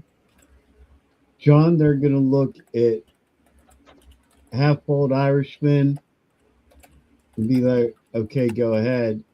Amon, they're gonna be like automatically, they're gonna profile him. I got profiled 2 times in one airport layover in New Zealand, Auckland, New Zealand. Wow. I think it had to do with the fact that I was not dressed in formal or semi-formal attire while walking through the airport. I was kind Oh, of so dressed. you're in like sweats and a t-shirt. No, I was like in shorts. I was like in shorts and runners, you know. And Yeah. I just had a t-shirt on. And they pulled me out of the line 2 times to check me and all my belongings for drugs, twice in 1 hour. All right. 1 hour Now, in the airport while we're not flying. okay, now if they did that to you, what do you think they're gonna do to Amon? That's not how it works. That's a fallacy. The thing is, I mean, let's take our own experience. I mean, okay, we've not been to the US. Both myself and Iman have been to Canada. The first time I flew to Canada, I got patted down thoroughly at Manchester Airport, and then pulled over and asked. I got pulled over and asked a lot of questions at Reykjavik Airport. Asked why I was going to Canada, what I was doing, how long I was staying there, all that sort of stuff. The second time I went, not a single problem. I don't think Iman had any problems either. Did you go through Manchester Airport the second time? I did. No, Birmingham. Yeah, that Manchester Airport isn't. So I didn't get asked anything at Manchester Airport. I didn't get asked anything at Brussels. I only got asked when I arrived in Canada before they let me in. But they didn't ask me like loads of stuff. They didn't take me into a room or anything. It was just a dude saying, good. "Oh, why are you here? Oh, I'm here for a convention. Who are you staying with?" And Renee. All right, cool. Off you go. All right, okay. In my case, do you think they thought I was a drug smuggler? The way you were Okay, dressed, look. yeah. Racial profiling is absolutely a thing, and to deny that would be stupid. But it doesn't happen to everyone all the time. That's what the fallacy is. Yes, okay. There's a likelihood, but it doesn't make it automatically true. Because as soon as I opened my mouth and spoke to the guy, he's like, "Oh, this guy's British. He's not." You know what I mean? And automatically, my thing is, you just sort of let your guard down a bit. If I had a big bushy beard and a turban, maybe he'd treat me differently. Maybe. I don't know that. I don't go around wearing a beard and a turban. Exactly. I only know what life is like based on how I am. The same way, Dan, let me finish. You only know what life is like how you are. You don't know what it's like to be profiled like me. And I'm not saying that, I have it worse than everyone. My point is, you don't know the same way that I don't know what it's like to be white. So you can't really comment on it. I'm sticking up for you. I hope you understand. Yeah, no, but my point is that you actually sticking up for me is actually more racist than just leaving it as it is. Because you're acting like you know how hard it is for people like me, but you don't. Well, no, because I came into Canada, I got asked 2 or 3 questions when I got there. That was it. No one took me to a side and profiled me. They could have, but they didn't. No, see, that stuff does happen. Not all the time, and not to everyone. See, my thing is, everybody looks at me, they see red-headed Irishman, they instantly think I'm drunk all the time. You certainly don't help your own case in that regard. Let's be honest. Not when when we're gaming, I will admit that when we're gaming, but at work, when I'm in public, when I go out for dinner, no, I'm not freaking drunk. But everybody looks at me, they're like, it's a red-headed Irishman. He's done. Yeah, but that doesn't mean you have to fit the stereotype. Like, even if people profile you like that. I don't. I fit the stereotype of a short, fat British nerd. Yeah. Mr. Baker makes a good point. Canada being part of the Commonwealth does we help. Missed the old section of that, John. Yeah. Old? Yeah, I know I'm old. Anyhow, But I can I don't want imagine that it would be a lot worse if I was to go to the US. Maybe they'd ask me more questions. All right, fair enough. 9/11 didn't happen in Canada. It didn't happen in the UK, but Yeah, it happened in yeah. the US. So I can Yeah. understand maybe in that regard. Yeah, okay, they're going to be racially profiling people. But again, it doesn't happen to everyone and it doesn't happen all the time. It might be more likely to happen to people of color, but that doesn't mean it automatically does. That doesn't mean that it should blanket statement apply to all of us. No, you're I, right about that. It shouldn't apply to it's not the same for everybody. I was it I was should. fully expecting to be profiled when I got to Canada, and I wasn't. But that's not because I expected it because that's what I wanted. I expect it because that's how I've been brought up to be. And we were joking about it in Discord, weren't we? In the run And up. honestly, it shouldn't happen to anybody, but it happens to I'm me. expecting, preparing for the worst, but if it doesn't happen, that can only be a bonus, right? Yeah, I just Like I'm prepared to answer all these questions that I'm asked. If I don't get asked them, good. well, that's That good. can only be a good thing. Like But I can honestly, Iman, I can tell you. Like I have a friend who's Filipino and Jamaican. Everybody thinks he's from India or Pakistan, and he gets treated like absolute garbage. He's the nicest guy you'll ever meet. But because of the way he looks, they just treat him like a bag of garbage. And that's my only thing. I'm not trying to be racist or anything like that. I hope you. No, I you know. know you're not, but that's beside the point. No, I call him Habib. His name is Travis. He's the nicest guy you'll ever meet. I babysat 12 of his firearms for like 3 months. Anytime he needs help, he calls me. I help him out as soon as I can.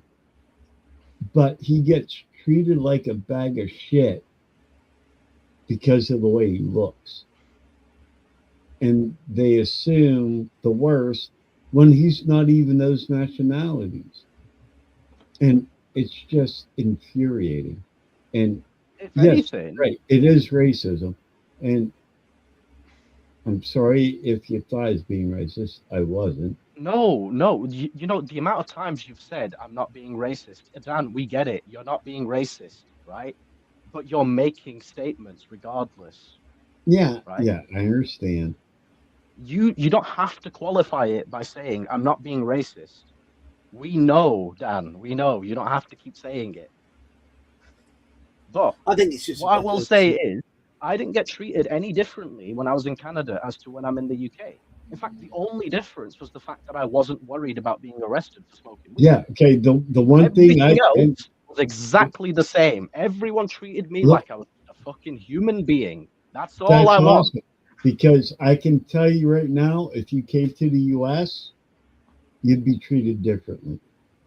Maybe, but it goes back to You not would everyone has those prejudices. Not everyone has those racist things. Well, yeah. Not everyone Iman. looks at me and sees the same guy. Hey, Iman, Iman, I just want to say one thing real quick. I think the reason Dan keeps saying that is because he's not. What he's meant is what he should be saying is, my intentions are not evil or bad, and because he detected that your voice sort of got louder and more animated, and so he's trying to assure you. Times. He's You only trying need to say assure it you. once. No, but it's I'm in his response. friend. That is the Yeah. assurance. The fact that I'm friends It's in with him response. I understand, but it's in should be response enough to your. assurance. It's in response to your elevated mood right now. That's Yeah, what. maybe that's I why go. he's doing it. Yeah. No, he started it Iman, before I got elevated. The point is, Iman, he's we my treated friend. you differently. Iman, we treated you differently going down to Clericon, not Clericon, CalciumCon last year. We even tried to leave you behind in a bloody service station, and you bloody wouldn't stay. No. No. You can't get rid of me. No, I know. I know. I'm stuck. Yeah, you've been trying for 3.5 years. You still haven't managed. Yeah. Yeah, That thing you're was is, right. Dan, listen. You said nothing that was actually racist. So you don't need to say I'm not being racist because nothing you said was racist. okay. That's what I'm trying to say. The fact I that think I'm friends with you means that whatever you say that comes out of your mouth aimed at me is not going to be racist because you like me. You like me as a person. You understand, hey, I maybe I have prejudices, maybe I have prejudices as well, right? We all no, do. I as you, It's how we as you act would on I it that will. matters. I Now, look forward to my evenings with you guys. Believe me, it's like the now, highlight of my week. if you So said yeah, that, like you just did, fine. You don't need to say, I'm not being racist, right? I know you, Dan. But if someone who I have no idea who the fuck they are just walks past me on the street and says it, it's a different matter. I don't know that and person. I don't know their intention. I just know so you you. know, I know I your would be the intention. first person to whoop their ass if they said something about you. But I know your intentions, Dan. That's the point I'm trying to say. You could say something accidentally racist, but it wouldn't offend me because I know that's not what you meant. But if I Okay, don't know the person who's saying it, that's different. all right, Then thank I you. have I to just treat want you it to as know an that. attack. Then I have to treat it as racism I because think I No, don't know I this person. I don't I know what their intentions are. I call my son a little bitch at least once a week. I Doesn't think mean he is a little bitch. Hell, I he could think probably part of the kick my problem is ass. I think part of the problem is society has treated us all to walk on eggshells at the Yeah, moment, exactly. and we shouldn't have to. We should be honest. We should treat people as With we want to be integrity. treated, and with integrity, and then be able to have a laugh and a joke. And Yeah. in one thing we do have in Britain, one thing we are known for is self-deprecating humour. We take the piss out of ourselves. Oh, We that's know we yeah. know the stereotypes. We aren't quite as fragile about the stereotypes as a lot of other parts of the world. We're aware of them, but we take the piss out of them. Yeah. We take, just as we take the piss out of ourselves. A lot of us do fit stereotypes. Stereotypes exist for a reason. Oh, I am. I'm But the drunk Irishman. let's just take the piss out of them. Let's just take the piss out of them and make it obvious that they don't matter. They don't matter. Oh, And anyhow. the point that I was trying to make earlier is okay, these whatever prejudices might be real, they might not be. Everyone is different. But we're all just individual human beings and we can never know what anyone else's perspective, anyone else's life is like. So we have no right to really comment on it. Like, I might think that you guys being white means you have an easier time in airports, but John gave us an example of why that's not true. He got Yeah. questioned. I didn't. I hope that But my there again, example showed you that. And also, I told the lady that there was a manager lady frisked when I was being frisked, and I told her, I literally flat out told her, "You are profiling me right now, and why are you doing that?" She said, "No, I'm not. No, I'm not. No, I'm not." But why did I get pulled out in 1 hour for the exact same drug search twice? Right? maybe it was every Yeah, that is 50th odd. person in the line, and you just happened to be No, the 50th no, person. it was because Oh, what he was shit. wearing. He was Possibly. wearing sweats and a t-shirt. That's why I was asking, do I look like I'm bringing drugs across in an airport because of the way I look? And that's what they looked at. That's exactly why they did that. You were wearing sweats and a t-shirt. If you That would doesn't have, No, I mean, make any obviously, sense to me though, because there's other people dressing like that. You know? if you would have been that's again, wearing, every individual person has their own biases and prejudices, right? So two people can look at you and but they'll get in completely different ideas of what kind of person you are. One person might look at you and go, "Oh, he's on holiday." One person might look at you and go, "Ah, he's an international drug smuggler. Look at him." that, Yeah. yeah, And this yeah, this wasn't a case where I was of a race and this manager was of a different one. We were identical race, right? And she's still pressing me. I mean, That's I probably exactly it. looked. Profiling is in every difference. It's not just in. I probably looked like so much of a nerd at Reykjavik Airport that they thought I must have been cosplaying as a nerd, trying to disguise myself. Yeah, you were so out of place that you actually. That's funny. John's trying to go through looking like a dwarf. Meanwhile, I'm in Canada and everyone's speaking with like these Canadian, these North American or like Quebecois accents, and I'm just there like, "You're all right, mate." All right, mate. All right. I'm from North, me. Coming out for the smoke. I won't be doing that next year. Well, if you take a bit more care, you never know.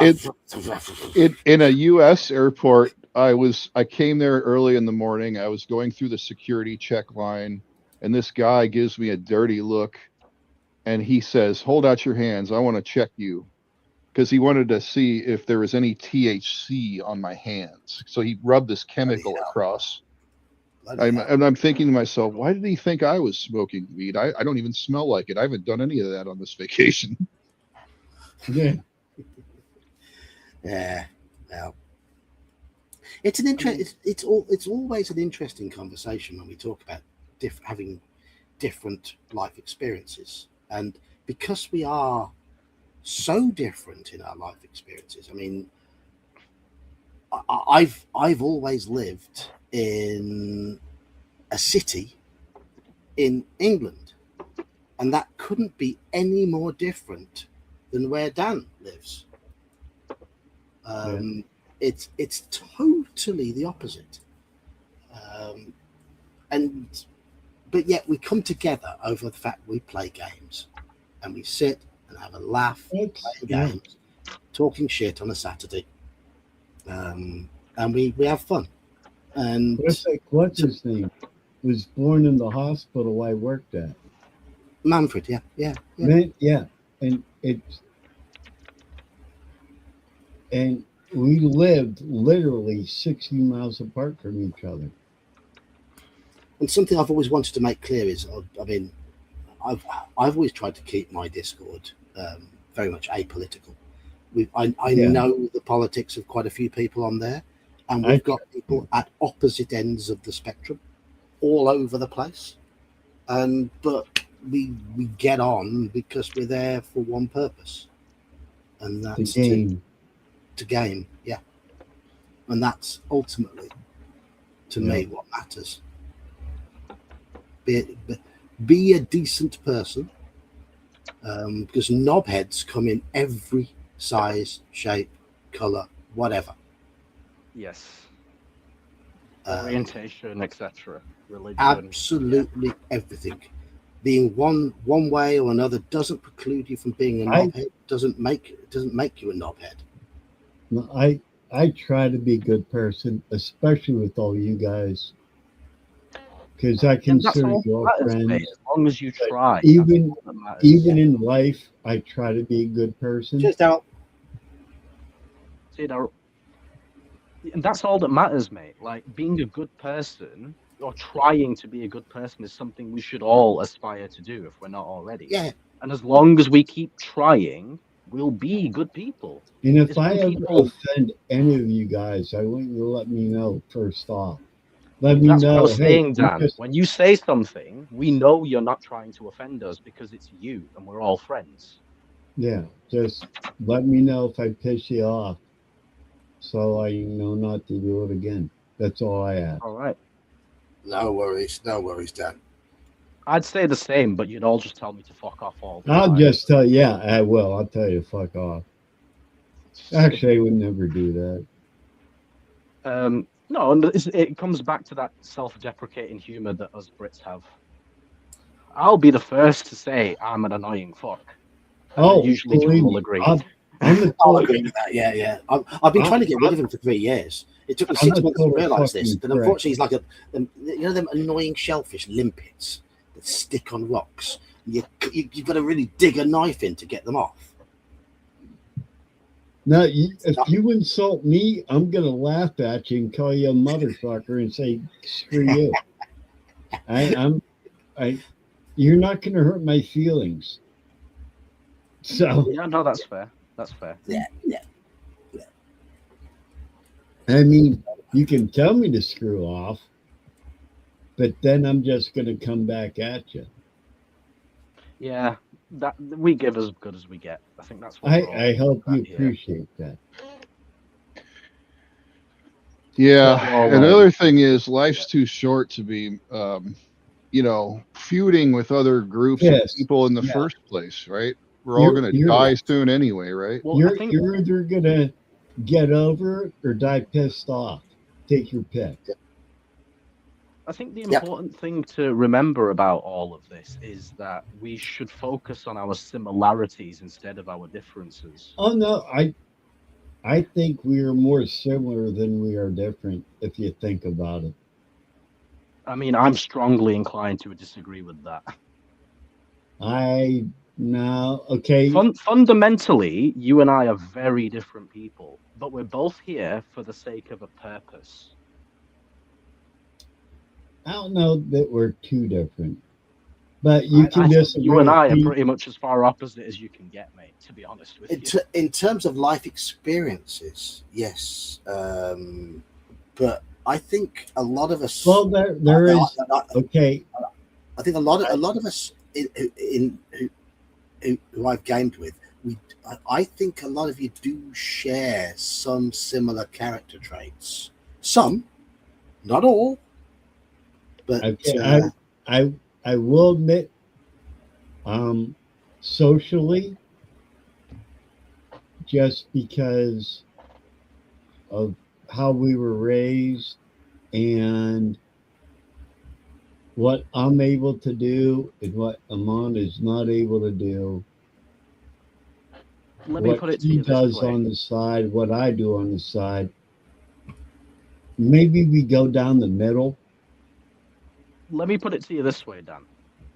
John and I have a lot more in common than you and I do. Oh, I guarantee Because that. You're both similar ages. You're both white. You're both men. The difference is the British culture and the American culture. I've grown up in the British culture, and fundamentally, we are very different in that regard. Yeah, because this is the type of conversation where we can find out these differences and learn about each other. Well, see, that's like having said that, Iman, John. Having said that, hold on, Dan, hold on.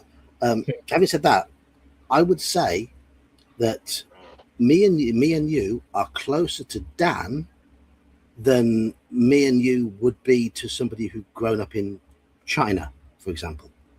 That's true. Yeah, absolutely. That is true. It is relative. My US thing being is, an English-speaking country in a capitalist society. Yeah, exactly. Yeah. Yeah. There's obviously things that are similar. The society that we were raised in. Yeah, it's a really big world, isn't it? Who we are as I mean, I can't imagine living where you guys live. Small streets. They've done studies on twins and stuff. Can't have firearms. We're here. My vehicle is twice the size of John's. I know that, and I'm not bragging. It's just the way it is. Well, you get it then. It's different here than it is there. That's the point. Exactly. And I'm not bragging. And yeah, I can have 75 firearms. I can have a house that, and it's hard to explain.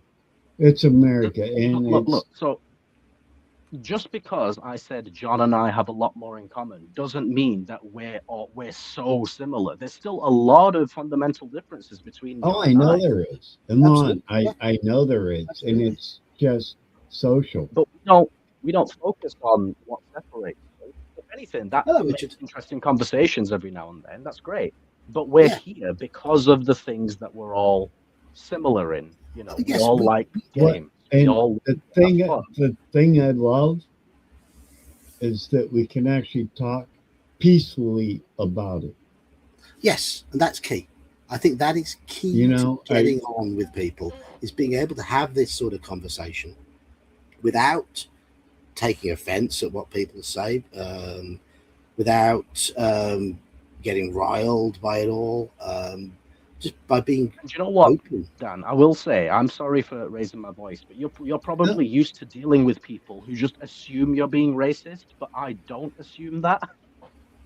No, I don't worry about him on. So when you're saying, "Oh, I'm not being racist," it's redundant to me because I know you're not being racist. Whereas other All right. people who are snowflakes probably want you to qualify that. Yeah. Okay, Maybe yeah, you're I can used to see dealing that. with Yeah. people like that. Okay, All right. Iman, Okay, I think Amon. you just hit a big point right there. That is a really good point All right, because Amon, I will never say that again. Not You not know with I'm me, not. Dan. I know you're not meaning to be racist. If you were, Okay. I wouldn't be friends with you.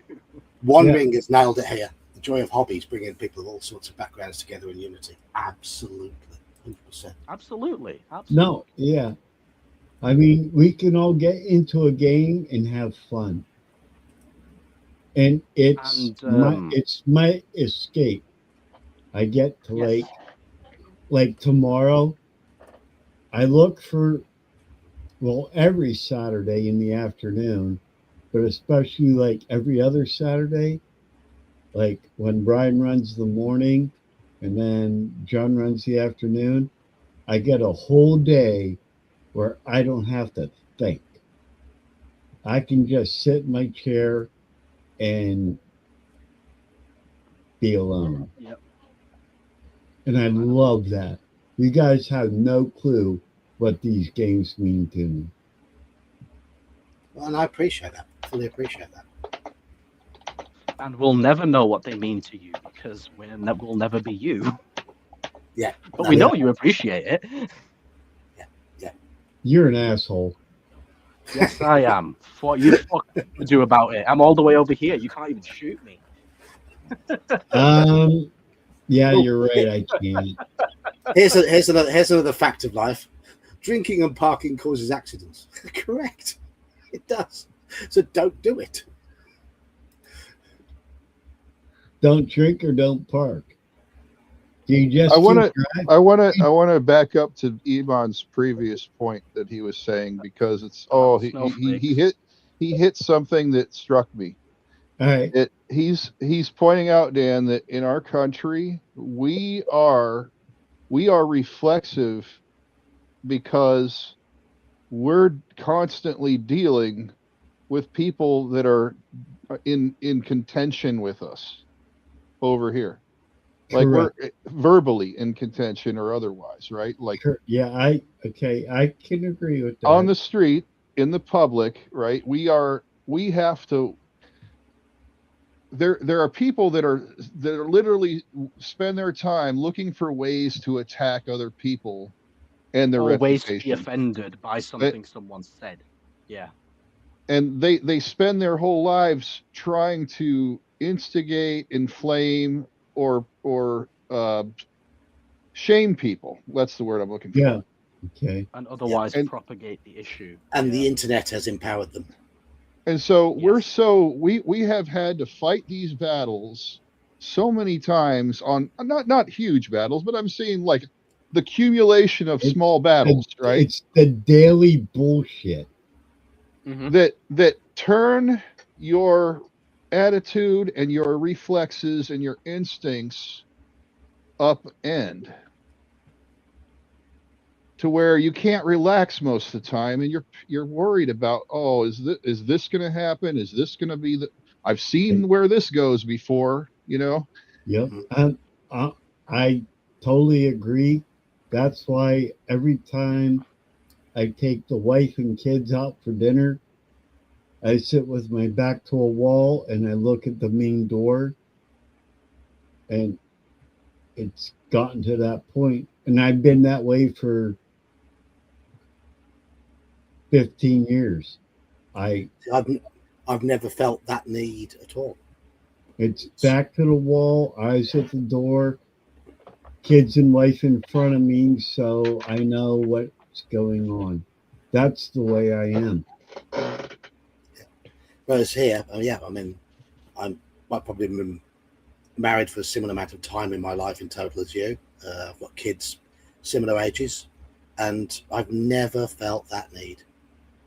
I tell my daughter, I gave her a knife, and I tell her every morning, love you, baby girl. Make sure you have your knife, head on a swivel. That's my daily message to her every fucking morning at 6:30.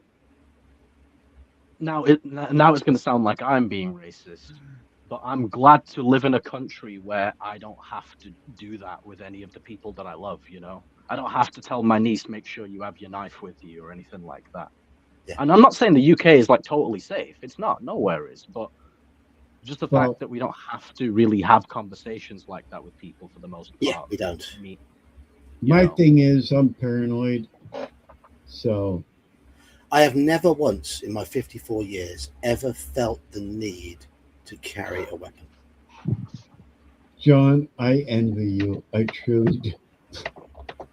God. But it's kind of a weird thing. It's kind of indicative of the cultures we have, and it's also kind of indicative of the level of crimes we have, or at least the level of violence involved in those crimes. I suppose we should really say. We do have crime issues here, but it's very much in specific pockets. But the only people that carry weapons are the ones who are committing the crimes, not the people who want to defend themselves. Okay. Okay. Are you throwing me into that category? No, we're talking about the UK specifically. Okay. In the UK, you probably hear a lot on various media sources in America about UK knife culture and all that sort of stuff. I know it's amplified by certain sources.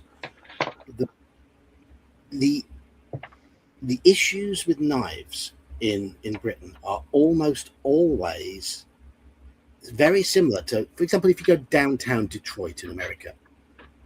Oh, oh my God, John. Jesus.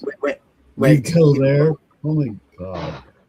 I would point you to Oakland, California. Or it's Chicago. gang on gang. Yeah, the vast majority of knife crime in Britain is gang on gang. Oh, it all is. Yob on yob. Yeah, idiot on idiot. Yeah. Oh, okay, I'm ignorant to what yob is. It's color and color. It's just a term that the British use for like a ne'er-do-well type. A thug. A thug, basically. Thugs on thugs. Yeah. Yeah, exactly. People hang around trying to cause trouble. It's now, troublemaker. Don't get me wrong. There is the odd occurrence of someone bringing a knife into school because they've been bullied and they just want to protect themselves and stuff like that. But that's like very few and far between. It's so almost rare every single person who carries a weapon is the aggressor, not the defensor. Exactly. Well, there's one other category, right? Law enforcement. Yeah, of course. I wouldn't have an issue with police being armed more often in this country. I don't think they all need to be, because there is a reputation of the local police officer who is more of a diffuser than anything. But I think I don't know if we've quite got the balance right yet. We do have armed officers, but they are specialists who only called out certain things. Most of them, they only carry like truncheons and stun guns and stuff like that, pepper spray, and they don't actually carry ballistic weapons, do they? For the most part, no. That is a big difference between our countries. Oh yeah, every cop is armed with like 2 spare mags. Deadly firearms on every police officer on their hip. They carry. Normally, it's a Glock 19 and 2 spare mags. The only time I've ever seen police officers armed with, weapons like that is when I was at the Manchester bombing. The bad thing, fully armed SWAT guys with like riot shields and helmets and stuff. It's crazy. That's like really bad. That was a terrorist incident. You can understand why they pulled out big guns for that. When I travel, I have my carry piece with a spare mag, which means I have 13 rounds. Then I have my 357 with another 12 rounds in speed loaders. And then there is another 9mm with, it's loaded with 17 rounds and 2 spare 36 round mags underneath my seat. See, that's, Don't screw with me when I'm in my car. see, that whole concept is alien to me. I mean, And Deb knows where everything is. I let Deb know. And like, just so you know, this is where everything is. But that's what I can't understand how. I'm not trying to be insulting. I really mean. We know, Dan. We know. I could not function the way you guys do. Yeah, but it's because you've grown up in a culture with firearms. If you grew up in a culture without them, you'd understand. Yeah. Okay. Yeah. Okay. I'll agree with you on that. I It's will give simply you that. because it's what you know, right? And that makes it make sense to you. Whereas it doesn't necessarily make sense to us because we haven't grown up in that culture. If I was Okay. born and raised in America and everything else was exactly the same, I'd probably be a gun nut too. Thing is, there were parts of Birmingham. I mean, I live in Birmingham. Birmingham does have a reputation for being, it is rough in places. We've got quite a lot of poverty in Birmingham. We've got lots of little ethnic enclaves in Birmingham. So a lot of people get this wrong. It is a wrong impression. If anybody wants to come down the road that I live on, that I know feel, you live. feel free. You live in a pretty shitty area. I have dropped you off at your house before, and I did drop you at your house, but I dropped you near it, didn't I? Yeah. So yeah, I've seen the area where you live. I mean, there were nice bits of Birmingham, there were crap bits of Birmingham, and the simple fact is, I don't feel any urge to go and prove a point by walking around a crap part of Birmingham. I don't want to. Yeah. You've got to use a bit of common sense. Yeah, well, it's like, and by following that, I've never had a knife pulled on me. I've never carried a weapon. I've never had a weapon waved at me. I've never been mugged. Never been violently assaulted in the street. Nothing like that. My worst ever was an altercation with a drunk guy when I was at school on the bus. And that was when I was about 16 years old, 17 years old. And I could have probably diffused that walking away, but I was gobby at the time, so I answered him back. John, you could walk What do you around mean at dodgy the parts. time? John, I honestly, I really wish I could say that. And that's why I've never felt the need to carry a weapon. But having said that, if I'd gone to school in Aston, in Handsworth, in Borsall Heath, which are some of the rougher parts of Birmingham, I'd probably think very differently.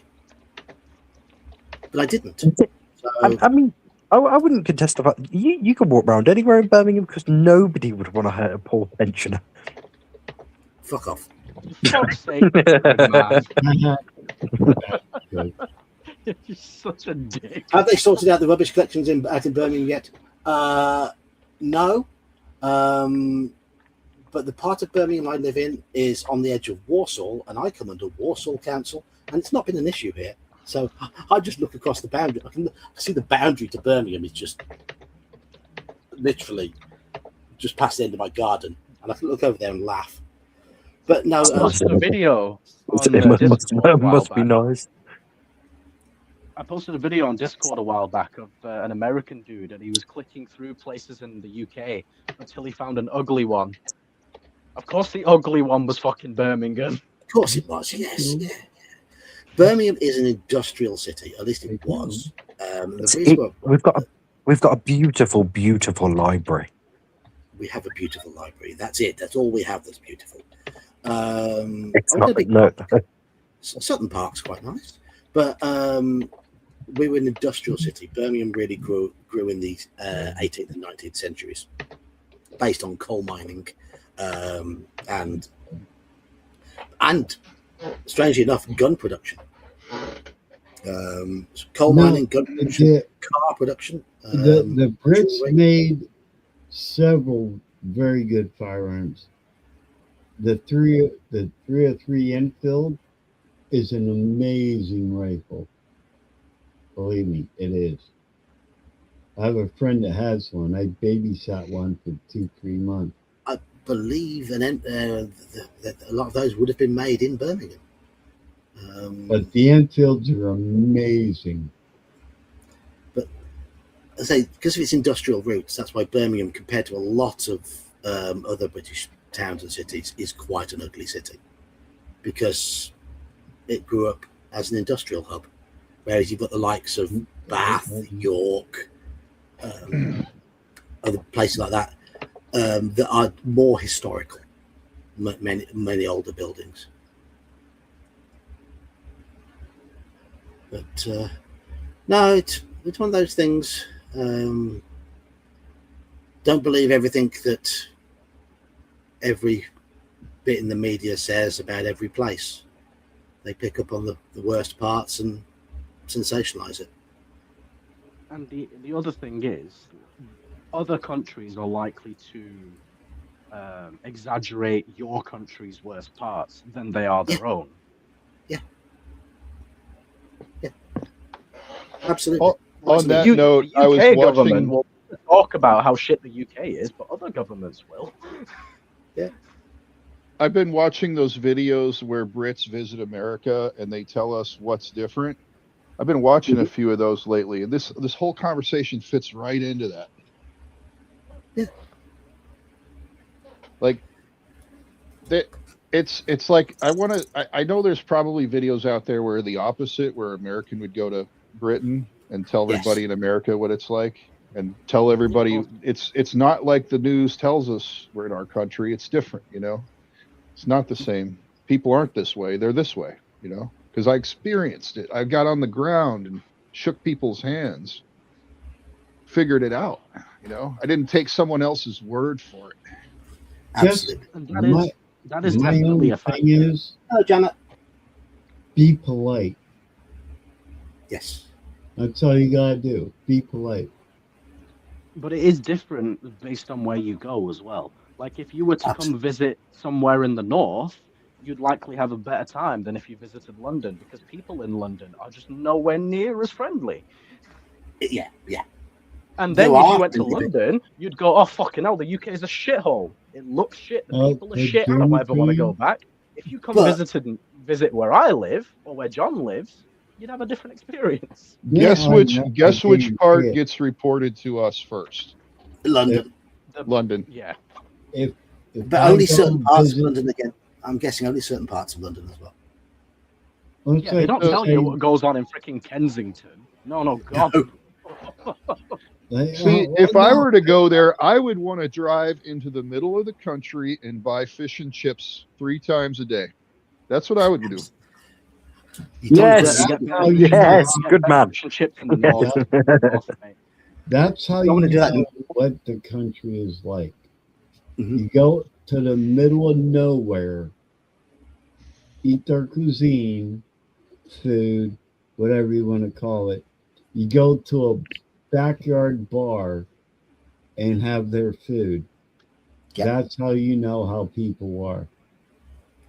But it's like, you know, my experience of visiting America would be vastly different if I visited Brian versus you, Dan. You know what I mean? Oh yeah. Yeah, Dan. He's right. To me, you're going to be terrified. Just saying. If I visit Brian in California, you know, weed is legal. Everyone's probably high. You know, who might get set on fire in the forest. You come here, right? You're going to get smoked. You come here. If I come visit you, I'll be an alcoholic by the end of it. Drinking bourbon, and you'll have a good hamburger or steak. But if you visit Dan, you'll have tried 70 different types of firearms that weekend. That too. Yeah. I'll have tried 70 different types of firearms and 70 different types of booze. You know, it'd be a completely different experience. Yeah. For the Yeah, best fish and chips. Go on, I mean, go on, if you end up here, you'll just end up going to the next spoons and the next spoons and next next- Weatherspoons, next Weatherspoons. Now It's a you pumpkin. come here. We're partying on Friday and Saturday, and pulling tickets on Wednesday, and yeah. I tell you what Um, would be nice, though, if we had 24-hour shops like a lot of the US does. No, Like I a think 7-Eleven that's open 24/7. That'd be great, man. no, I don't like No, it. we do have one now. We do have a gas station that's 24/7. We I've have got a a corner- Freaking But it everything shop is next doesn't to have me that any- operates Still at 24/7. least go buy beers and maybe wine. I haven't been in there yet. I don't But- like 24-hour shops. I like defined opening hours. I always have stuff, so we're good. I've got a corner shop next to me that's got a 24-hour open period, but they're definitely selling drugs, but they're still open 24/7. So who cares? They must be. That's why they're open 24/7. Well, I was just I gonna say that the actually- drugs are helping. The one place, I'm pretty sure I could probably get some side products. Wink, wink, nudge, nudge. Mm-hmm. You try doing a 16-hour overnight shift without a bit of sniff. Oh yeah, I know exact. Holy shit, exactly. Now I want to come back. People saying when you go to a country, you head towards the middle. If you want good fish and chips in the UK, you go to the coast. But I would disagree. Why? Why? I'll tell you why. Because apparently, the center of the country has better fish than externally. Oh, Better, really? better than Whitby and Scarborough, northeast? I don't think so. I don't Now, think so. are these I I still I've had think them Weymouth had the best chippy. freshwater or ocean fish? Cod, haddock, that sort of stuff. So it's ocean. Yeah. Okay. Cod and You do haddock have is- to find one that takes it directly from Yes. local fishermen, though, don't you? Or Yeah. Oh, yeah. because otherwise they end up being brought inland and then spread back out again, don't they? Sometimes, So yeah. the- If you can The find best fish and chips I ever had in the UK was when my brother lived in Edinburgh and he worked at a beachfront restaurant, and they got their fish fresh, and it was fucking amazing. Now we have sushi restaurants in the middle of our country, right? And obviously, you got to get that from the ocean, but they do a good job of keeping the fish as fresh as possible during the transit, and it's close to fresh when it gets to its destination. So, is the same thing happening there? And can you actually find a good shop in the middle of the country? Yeah, you can. Yeah, you can. Yeah, of course. It's a lot easier for us being a much smaller landmass to get things to the middle of the country. Yeah. Because pretty much no matter where you are, it's going to be a maximum 3-hour drive to the middle, right? Maybe 4 on a bad day. I think you. Yeah, I had a thing and now it's gone. I mean, It was about I've got to fish. that fish. Hey, It was. guys, I'm not pissed, but I gotta go. All right. Cheers, Dan. All right.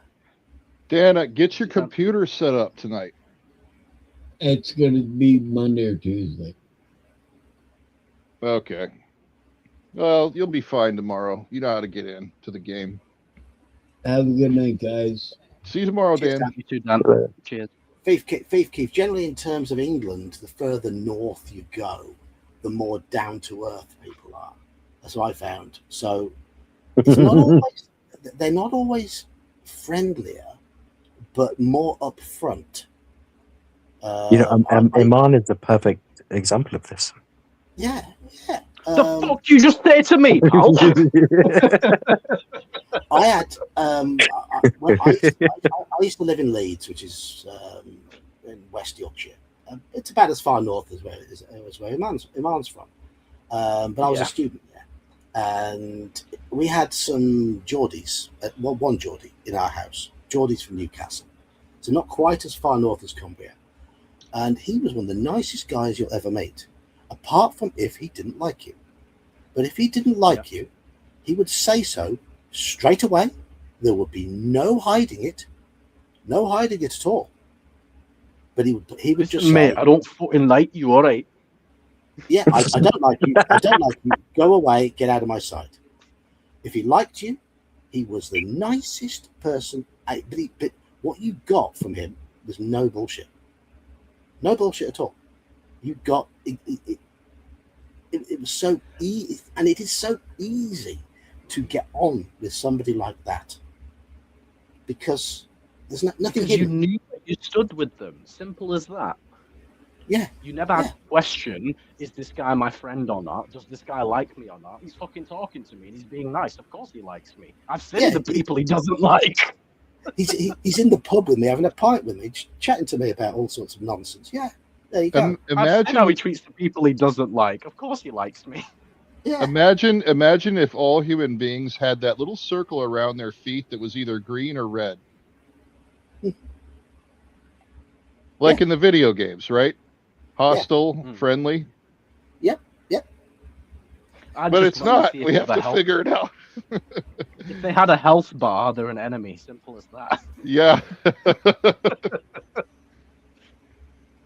But yeah, no, there is something to be said about what John said. Like, the further north you go, the more sort of grounded and upfront we are. Because I feel like, especially in places like Essex, it's just all so false and everything's just a front, you know? The southeast of Like, England. the authenticity is just non-existent, you know? Like, people will be nice to each other's. I've seen it. You know, people will be nice to each other's face. Turn around, fucking hell. Why were they talking to me for? Like, at least in the north, you'll know if I don't like you or not. I'm not gonna pretend to like you if I don't. Yeah, there's no. But of course, there are exceptions. There are exceptions. I've met some perfectly nice Southerners over the years, but I think. Yeah, I mean Andy, for example, is a lovely bloke. Exactly. I was just going to say, Andy's a great guy. I've heard him speak. Andy's from the southwest, and London is the southeast. It's different. You could draw a diagonal line, really, sort of across London, taking into account Essex and there, but even south of London, sort of Sussex and that sort of area. People are different to Londoners. It's that southeast. Yeah, people in Brighton and Bournemouth and places like that are absolutely fine. It's just that sort of London and its immediate radius, that sort of area, you know. Yeah. What is it sort of the? Is it sort of like a class issue with London? It's a wannabe class issue, I think. Yeah, I think that's probably a good way of putting it.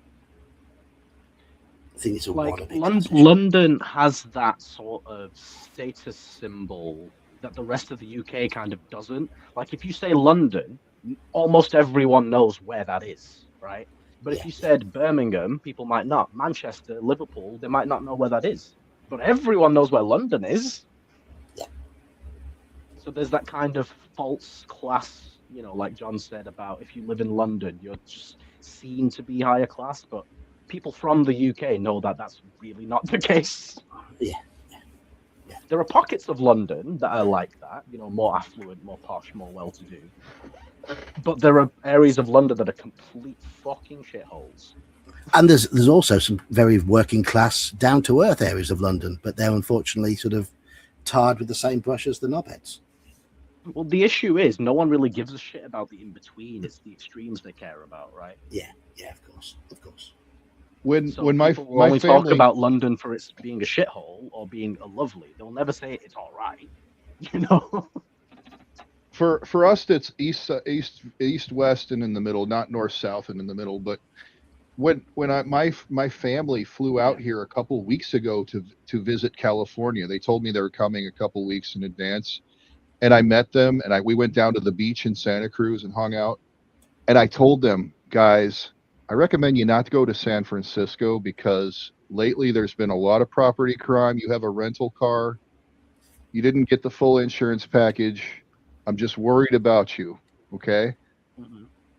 And they were like, well, we want to see the Alcatraz Island and take the tour. So, and I said, well, that would be fine, but don't visit the Fisherman's Wharf. They've boarded up all the windows.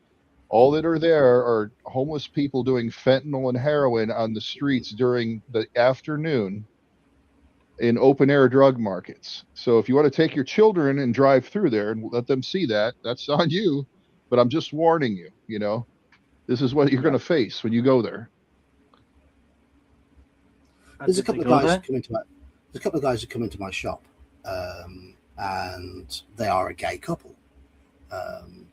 Hey, Yeah, I mean, you've probably met them because Kieran does help out in the shop. Yeah. And they recently toured the world. They like to go to odd places on holiday. They'll go to I don't know where they've been recently. Where they've been recently? Pitcairn. were they in Bosnia for a bit? Was it Bosnia? They were in Bosnia. Yeah, they went to Bosnia for a while. So the places you don't imagine tourists going. And they decided they wanted to go to see San Francisco because they'd heard, being as it was seen as being one of the sort of like an openly gay city,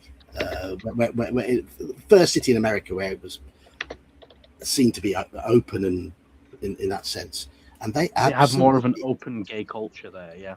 Yeah, and they absolutely hated it. They said it's the worst city they've ever been to. It was a complete shithole. They never want to go again. Did they say why, though? Oh, yeah, they said it was absolutely run down, dirty, didn't feel safe. They just thought it was a horrible city.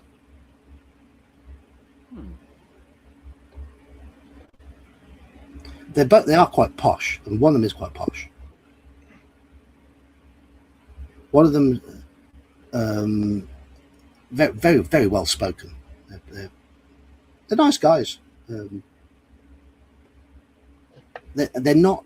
Neither of them are outwardly outwardly camp, though. You wouldn't, unless they told you, and they've told us, you probably wouldn't think they were a couple. Well, maybe it's because I'm heterosexual, but I just assume that people are heterosexual unless I'm told otherwise. Yeah, maybe that is the case. And you would probably be right most of the time. Most of the time, yeah, I would be right. But like, there are, gay people or lesbians or whoever that, they display their traits more openly, but there are some that don't.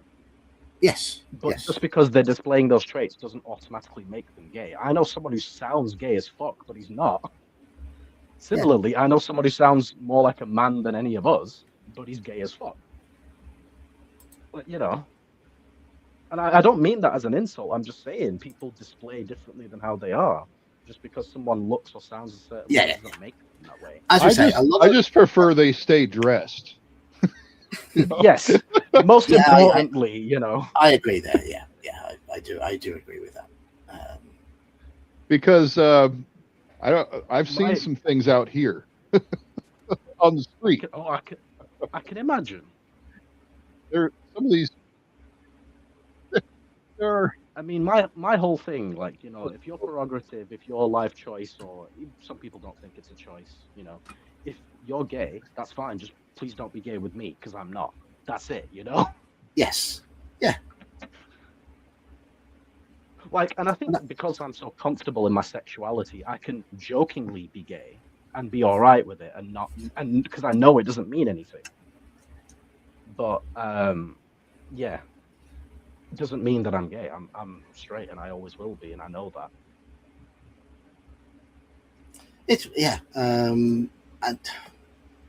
But yeah, it only becomes an issue when if a homosexual was trying to be homosexual with me because I'm heterosexual. That's the issue. Not the fact that they're homo. They can be whatever they want. Does not matter to me unless it involves me. I'm not a big fan of public displays of things like that. PDA, regardless of hetero or homo or whatever, PDA is something that, just keep it to a minimum. Yeah. There are exceptions, for example, if someone's proposing, you're allowed to do a PDA. That's like the best time, Yes. But generally, you know, holding hands fine, hugging fine, kissing, right, a little peck is fine. But if you're tongue in someone's throat, no, stop it. You weirdo. No, I Stop. don't want to see that in public. I don't No, want to see men wearing thongs with nothing else but shoes on in public, and that's something you see in San Francisco. I don't want to see that either. But to be honest, there's I also a don't lot wanna of see that. women who wear that sort of thing. I don't want to see in public. So what- if you drive through San Francisco, you'll literally see these bicycle people who have basically nothing on but that little thong, No, driving their bikes around. I wouldn't be a fan. Oh my goodness. Imagine that bike seat. I was just gonna say, do you think they No. angled the seat upwards on purpose? No, stop. That's what I mean by clothing. Like I want people to. I would rather people just dress conservatively. Period. Across the board. No, do you Wouldn't know that what, wouldn't mate? that I agree stop with a you. bunch of wouldn't that stop a bunch of misunderstanding? Yeah, So- of course it would. I watch a lot of content around the UK nightclub scene, just so I can remind myself why I don't take part in that shit anymore. And the amount of people who get into fights for no fucking reason, out of just pure ego and stupidity, and the amount of girls with their fucking tits and arse just hanging out, like, have some fucking self-respect, all of you. Yeah. What is this? What has happened to the UK? Iman, you're turning into your father. We're all turning into our father, right? We're all getting Yes. a little bit older and a little bit Yeah. more curmudgeon, right? Yes, curmudgeonly. Yeah, absolutely. And I completely agree. Completely agree with Iman. I just think about it from a sense of, look, that's somebody's daughter, that's somebody's sister, that's somebody's son or brother or whatever it might be. Like, if that was my brother or sister, I'd fucking, like, when they got home, I'd beat the shit out of them. How dare you think acting like that is okay? What, you think that just because you've had a few drinks, a few lines, all of a sudden you're a fucking MMA fighter? Come on, Con, let's go. I got in a fight. I got a fight in downtown San Francisco. We were at a bar, not a gay bar, but we were with my friends, men and women group, and we were looking for a taxi cab. We got in a fight with another group of drunk men on the street over a taxi cab. See, that's just pointless as all Yeah. hell, man. A fist fight. And guess what? The taxi didn't wait for us. He left. None of us course he got the did. taxi. None of us got the taxi. So no one benefited from anything in any way, shape, or form. Yep. Yeah, that sounds like a drunken night out to me. And on that pearl of wisdom, and on that nugget that act up and everybody loses out, I'm going to say it's going to be my bedtime. Yes. I'm well past pumpkin hour. I will join this club. Okay, I hope I didn't leave you with nightmares about things that I've seen around here. I have very dreadful nightmares. I'll keep you updated on that, Ryan. I think, for me, as I've got older, I'm with him on there. I appreciate less and less public displays of affection. And Don't get me wrong, I'm appreciate- incredibly passionate, but that should be kept behind closed doors for the most part, you know? And I wholeheartedly agree that I think people should dress not utterly conservatively, but relatively conservatively, because not everybody wants to see everybody else's flesh. Yeah, we don't have to dress like nuns, but just cover up, you know. I'm not going body at least. I'm not going to inflict my chest hair and belly on customers in my shop. Not unless nobody wants to see me. Nobody wants to see my parts. No. Unless you wanted a shop with no customers, maybe like a few gay ones. Exactly. But why aren't those other people that we're talking about so self-aware enough to realize that nobody wants to see their ass hanging out on the bicycle?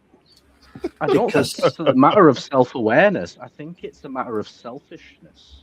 I think it's because they live in a bubble where people affirm each other. Yes. That's partly what it is. Yes. And anyone who's not in that bubble is probably like, no, thank you. But because they're in a bubble where, it's called normalizing it. You know what I mean? The more people that do it, the more people that see it and think it's okay to do it. Not that it's not necessarily okay, but that specifically is something that we can all agree. Yeah, less of that, please. You know? That's why I picked that example, because I do. Because, like you were saying earlier, we all agree on some things, right? yeah, absolutely. We're all old curmudgeonly nerds, or we're all becoming old curmudgeonly nerds. Some of us are further away from being curmudgeonly nerds, like Kieran, for example, because he's a young man. But I think he is curmudgeonly ahead of his time. I would agree with that. Yes. I would agree with that. I would also say the same for me, to be fair. Yes, I think so too. Whereas me and Brian, we are just aging normally.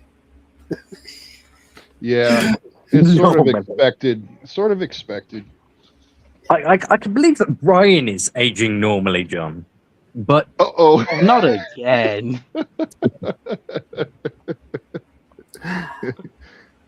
I am looking for a victim to start practicing my judo on again. So if I pick some, hey, I'm all right, mate. John, just as long as it's recorded. Such a young, youthful man. Yes, but at your age, you still bounce. So there you go. With his long, luscious hair and no lack of grey hairs. The more you call him an old man or something to that effect, the more he's going to vampirism your life force from you with each judo throw. John, what does your son think about judo? What's that? What does your son think about judo? Have you showed it to him? My son? Yes. It's his son. He did judo from the age of 4 to 14. Oh, okay. And he, like my daughter, he stopped judo when COVID caused our judo club to close down. Oh, that's a shame. He wasn't unhappy about stopping. I think he was getting a little bit tired of it. He wanted to play football instead. But I think he respects at the moment the fact that he is in good shape. He is strong, physically fit. And that is because from the age of 4 to the age of 14, we had him twice a week doing judo, keeping active. And just the he fact made that it. He has that under his belt would do him so well in life, you know? Yeah. And I've got videos of him throwing people in tournaments, and he was the most silky thrower imaginable because he'd started at such a young age. But his problem at tournaments is he wasn't mentally switched in soon enough. He didn't have the same drive to win that my daughter had. He was technically better than her, but she got to the top 10 in the country for her age and weight because she was so determined. But in terms of technical skills, he was far beyond. It's just he didn't have the mental desire to push himself as much. I can understand that. Iman, I have found my first victim. Well, not my first victim, but your first victim. Technically, also my first victim. Good. Because I'm conning them you into can't this. see it right now, but you might be able to hear it. I am smiling. Anyway, I'm going to call the close to this stream now because I need to get to bed. So because it's pumpkin hour. Yeah. Thank you, Dan, because Dan's now gone. Thank you, Brian. Thank you, Iman. Thank you, Kieran. Cheers. Thank you. Thank you for joining me, and thank you, John. Hope we didn't. Good having you with us, Kieran. Hope we didn't bore people too much with our sort of ranting about society and all our differences. I found it interesting. We're all different, but we're all nerds. That's what matters. Kieran, we're playing tomorrow. If you, OSE, if you want, I run a game with these guys, minus Iman. At 2 p.m. Yeah. Yep. Not doing anything tomorrow. No, not doing Let's Well, say you you will. do want to play. Let me know at least an hour before. Yeah, we'll do. All good. All right. Good night. Good night.